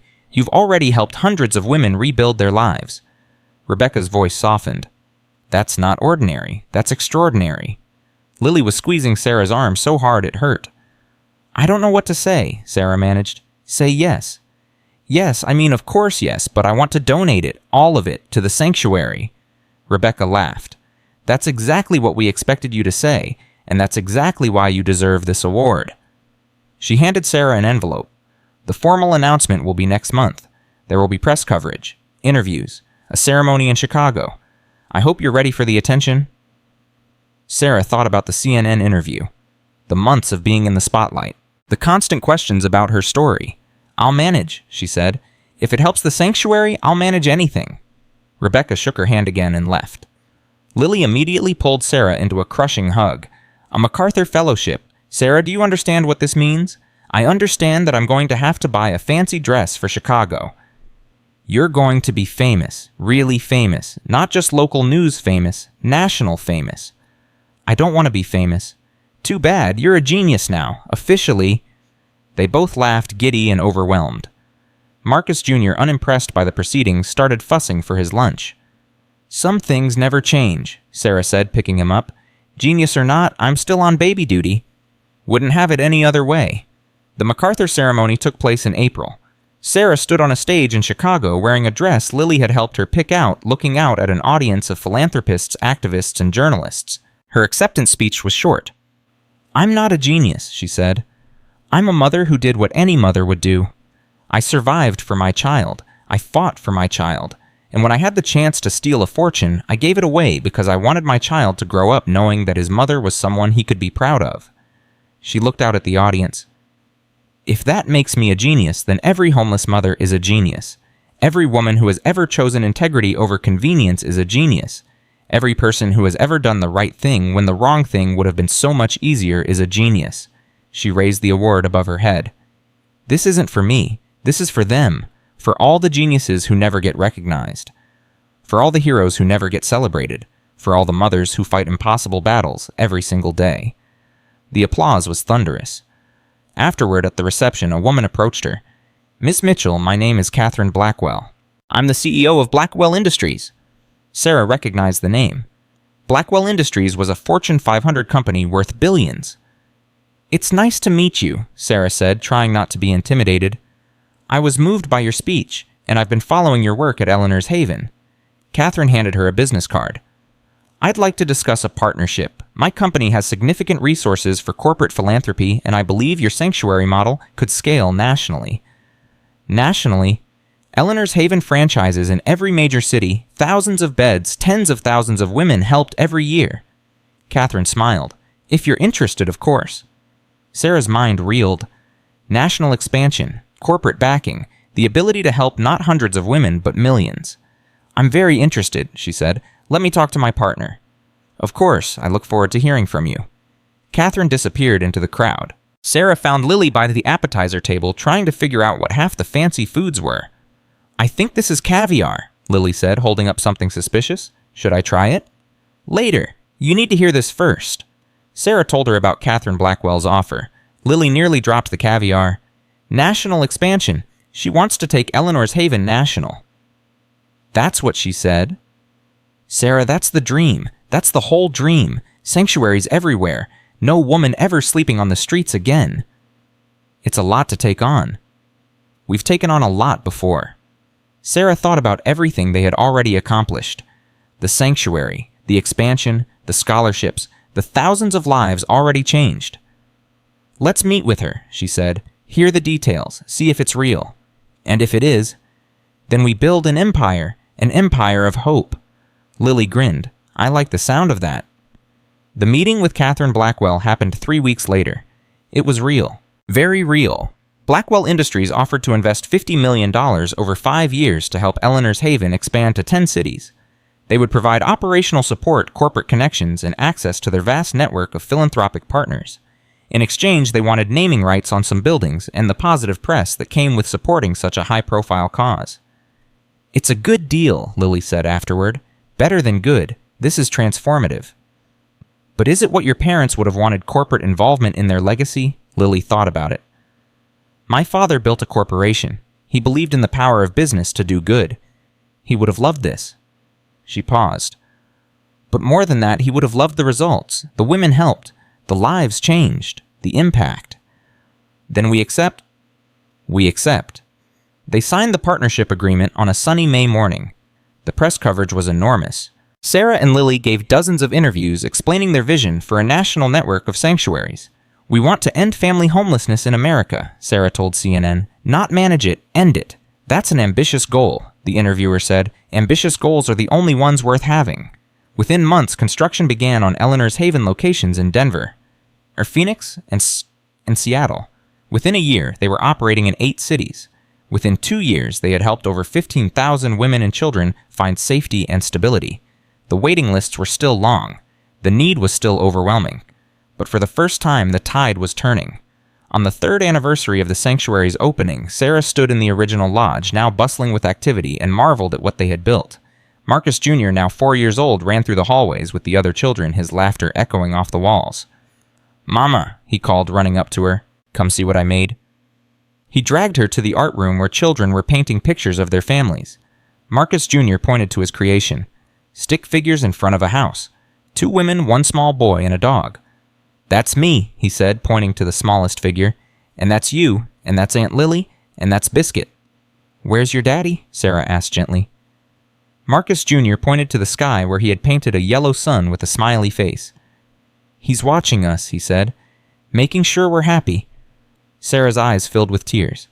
That's right, baby. He's always watching, and he's so proud of you. I know. Marcus Jr. said it with the simple certainty of a child who has never known doubt. He tells me in my dreams. Sarah pulled her son into a hug, holding him tight. 3 years ago, she had been ready to die in a blizzard. She had been alone, afraid, hopeless. Now she had a son who talked to his father in dreams. A sister in Lily who would walk through fire for her. A purpose that would outlast her lifetime. She had everything. That evening, the sanctuary held its annual celebration. All the staff came. All the current residents. Many of the graduates who had moved on to independent lives. Sarah and Lily stood before them, side by side, as they always did. 3 years ago, Sarah began, I broke into this house to survive a storm. I found a safe in the attic, and inside that safe, I found something more valuable than money. She looked at the faces watching her, women who had walked the same path she had, children who would never know the fear of sleeping on streets. I found hope, real lasting hope, the kind that doesn't die even when everything else does. Lily took over. My parents built this house as a sanctuary for our family. They never imagined it would become a sanctuary for thousands. But that's what happens when good people do good things. The ripples spread further than you can ever imagine. She reached for Sarah's hand. 3 years ago, my partner and I made a promise. We promised to help every woman who needed us, to never turn anyone away, to build something that would last long after we were gone. Sarah squeezed her hand. Today I'm proud to announce that we have officially broken ground on our 20th location. By this time next year, Eleanor's Haven will be operating in 30 cities across America. The crowd erupted in cheers. And that's just the beginning, Lily continued. Our goal isn't 30 cities. Our goal is every city, every town, every place where a woman might find herself alone and afraid. Our goal, Sarah said, is a world where no mother ever has to choose between feeding her children and keeping them warm, where no woman ever has to sleep in her car wondering if she'll survive the night. She looked at Marcus Jr. sitting in the front row with Biscuit at his feet. Our goal is a world worthy of our children. The applause went on for a long time. After the ceremony, Sarah found a quiet moment on the porch. The same porch where she had nearly frozen to death 3 years ago. The same porch where she had first met Lily. The same porch where she had watched Victor Crane's men approach with murder in their hearts. So much had happened in this place. So much pain. So much triumph. You okay? Lily asked, joining her. Better than okay. Sarah smiled. Just thinking about how far we've come. And how far we have to go. Always more to do, more women to help, more lives to change. That's what makes it worth doing. They stood together watching the stars emerge in the darkening sky. Sarah. Yes. Thank you for everything, for finding the safe, for making the right choice, for becoming my partner and my sister. Lily's voice cracked. I spent 16 years alone fighting for justice, and then you broke a window and changed everything. You changed everything too. You could have taken the money and disappeared, started a new life somewhere far away. But you stayed. You built this. You gave your parents' legacy meaning. We built it together. We did. Marcus Jr. ran onto the porch, Biscuit bounding behind him. Mama, Aunt Lily, look at the stars. They looked up together, the three of them, at a sky filled with infinite possibility. Make a wish, Sarah said. I wish for more puppies, Marcus Jr. said immediately. That's not how wishes work, baby. Then I wish for the sanctuary to help 1,000,000 billion women, Sarah laughed. That's a good wish. What do you wish for, Mama? Sarah thought about it. What did she wish for? She had everything she had ever dreamed of. A healthy son, a loving family, a purpose that filled her soul. I wish for every woman who's scared tonight to know that help is coming, she said finally. That somewhere out there someone is building a place for her, a sanctuary, a home. That's a big wish, Marcus Jr. said. The biggest wishes are the best ones. Lily put her arm around Sarah's shoulders. We're going to make it come true. Every single part of it. Sarah believed her. After everything they had been through, she believed anything was possible. A car pulled up the driveway, the night staff arriving for their shift. Life went on. The sanctuary kept running. Women kept coming. Children kept being saved. And Sarah Mitchell, the homeless pregnant woman who had broken a window and found a fortune, kept doing what she had always done. She kept choosing integrity. She kept choosing hope. She kept choosing love. Come on, baby, she said to Marcus Jr. Time for bed. 1 more minute. 1 more minute. They stood together on the porch, a mother and son and aunt and dog watching the stars wheel overhead. Somewhere up there, Sarah knew Marcus was watching. Robert and Eleanor, too. All the people who had loved and lost and left their mark on the world. They were proud. She could feel it. Thank you, she whispered to the sky, for everything. The wind carried her words away into the night, and somewhere in the darkness she could have sworn she heard Marcus whisper back, I love you, forever and beyond. Sarah smiled. Forever and beyond. That was exactly how long she planned to keep this sanctuary running, to keep helping women, to keep honoring the legacy that had been entrusted to her. Forever and beyond. She took her son's hand and walked back inside. Tomorrow would bring new challenges, new women who needed help, new obstacles to overcome. But tonight, in this moment, everything was perfect. Sarah Mitchell had entered this house a homeless, desperate woman with nothing but a dying car and a baby in her belly. She was leaving it the founder of a national movement, the mother of a beautiful son, the sister of a woman who had become her family. She had found a fortune and given it all away. She had been tested by fire and emerged unbroken. She had proven that one person making one right choice could change the world. And she was just getting started, because that's what hope does. It grows. It spreads. It transforms everything it touches. And Sarah Mitchell had enough hope to last forever. The sanctuary stood strong against the night, its lights blazing like a beacon in the darkness, a promise to every lost soul that somewhere, somehow, there was a place where they would be welcome, a place where they would be safe, a place where they would be loved. Eleanor's haven, built from tragedy, filled with hope standing forever.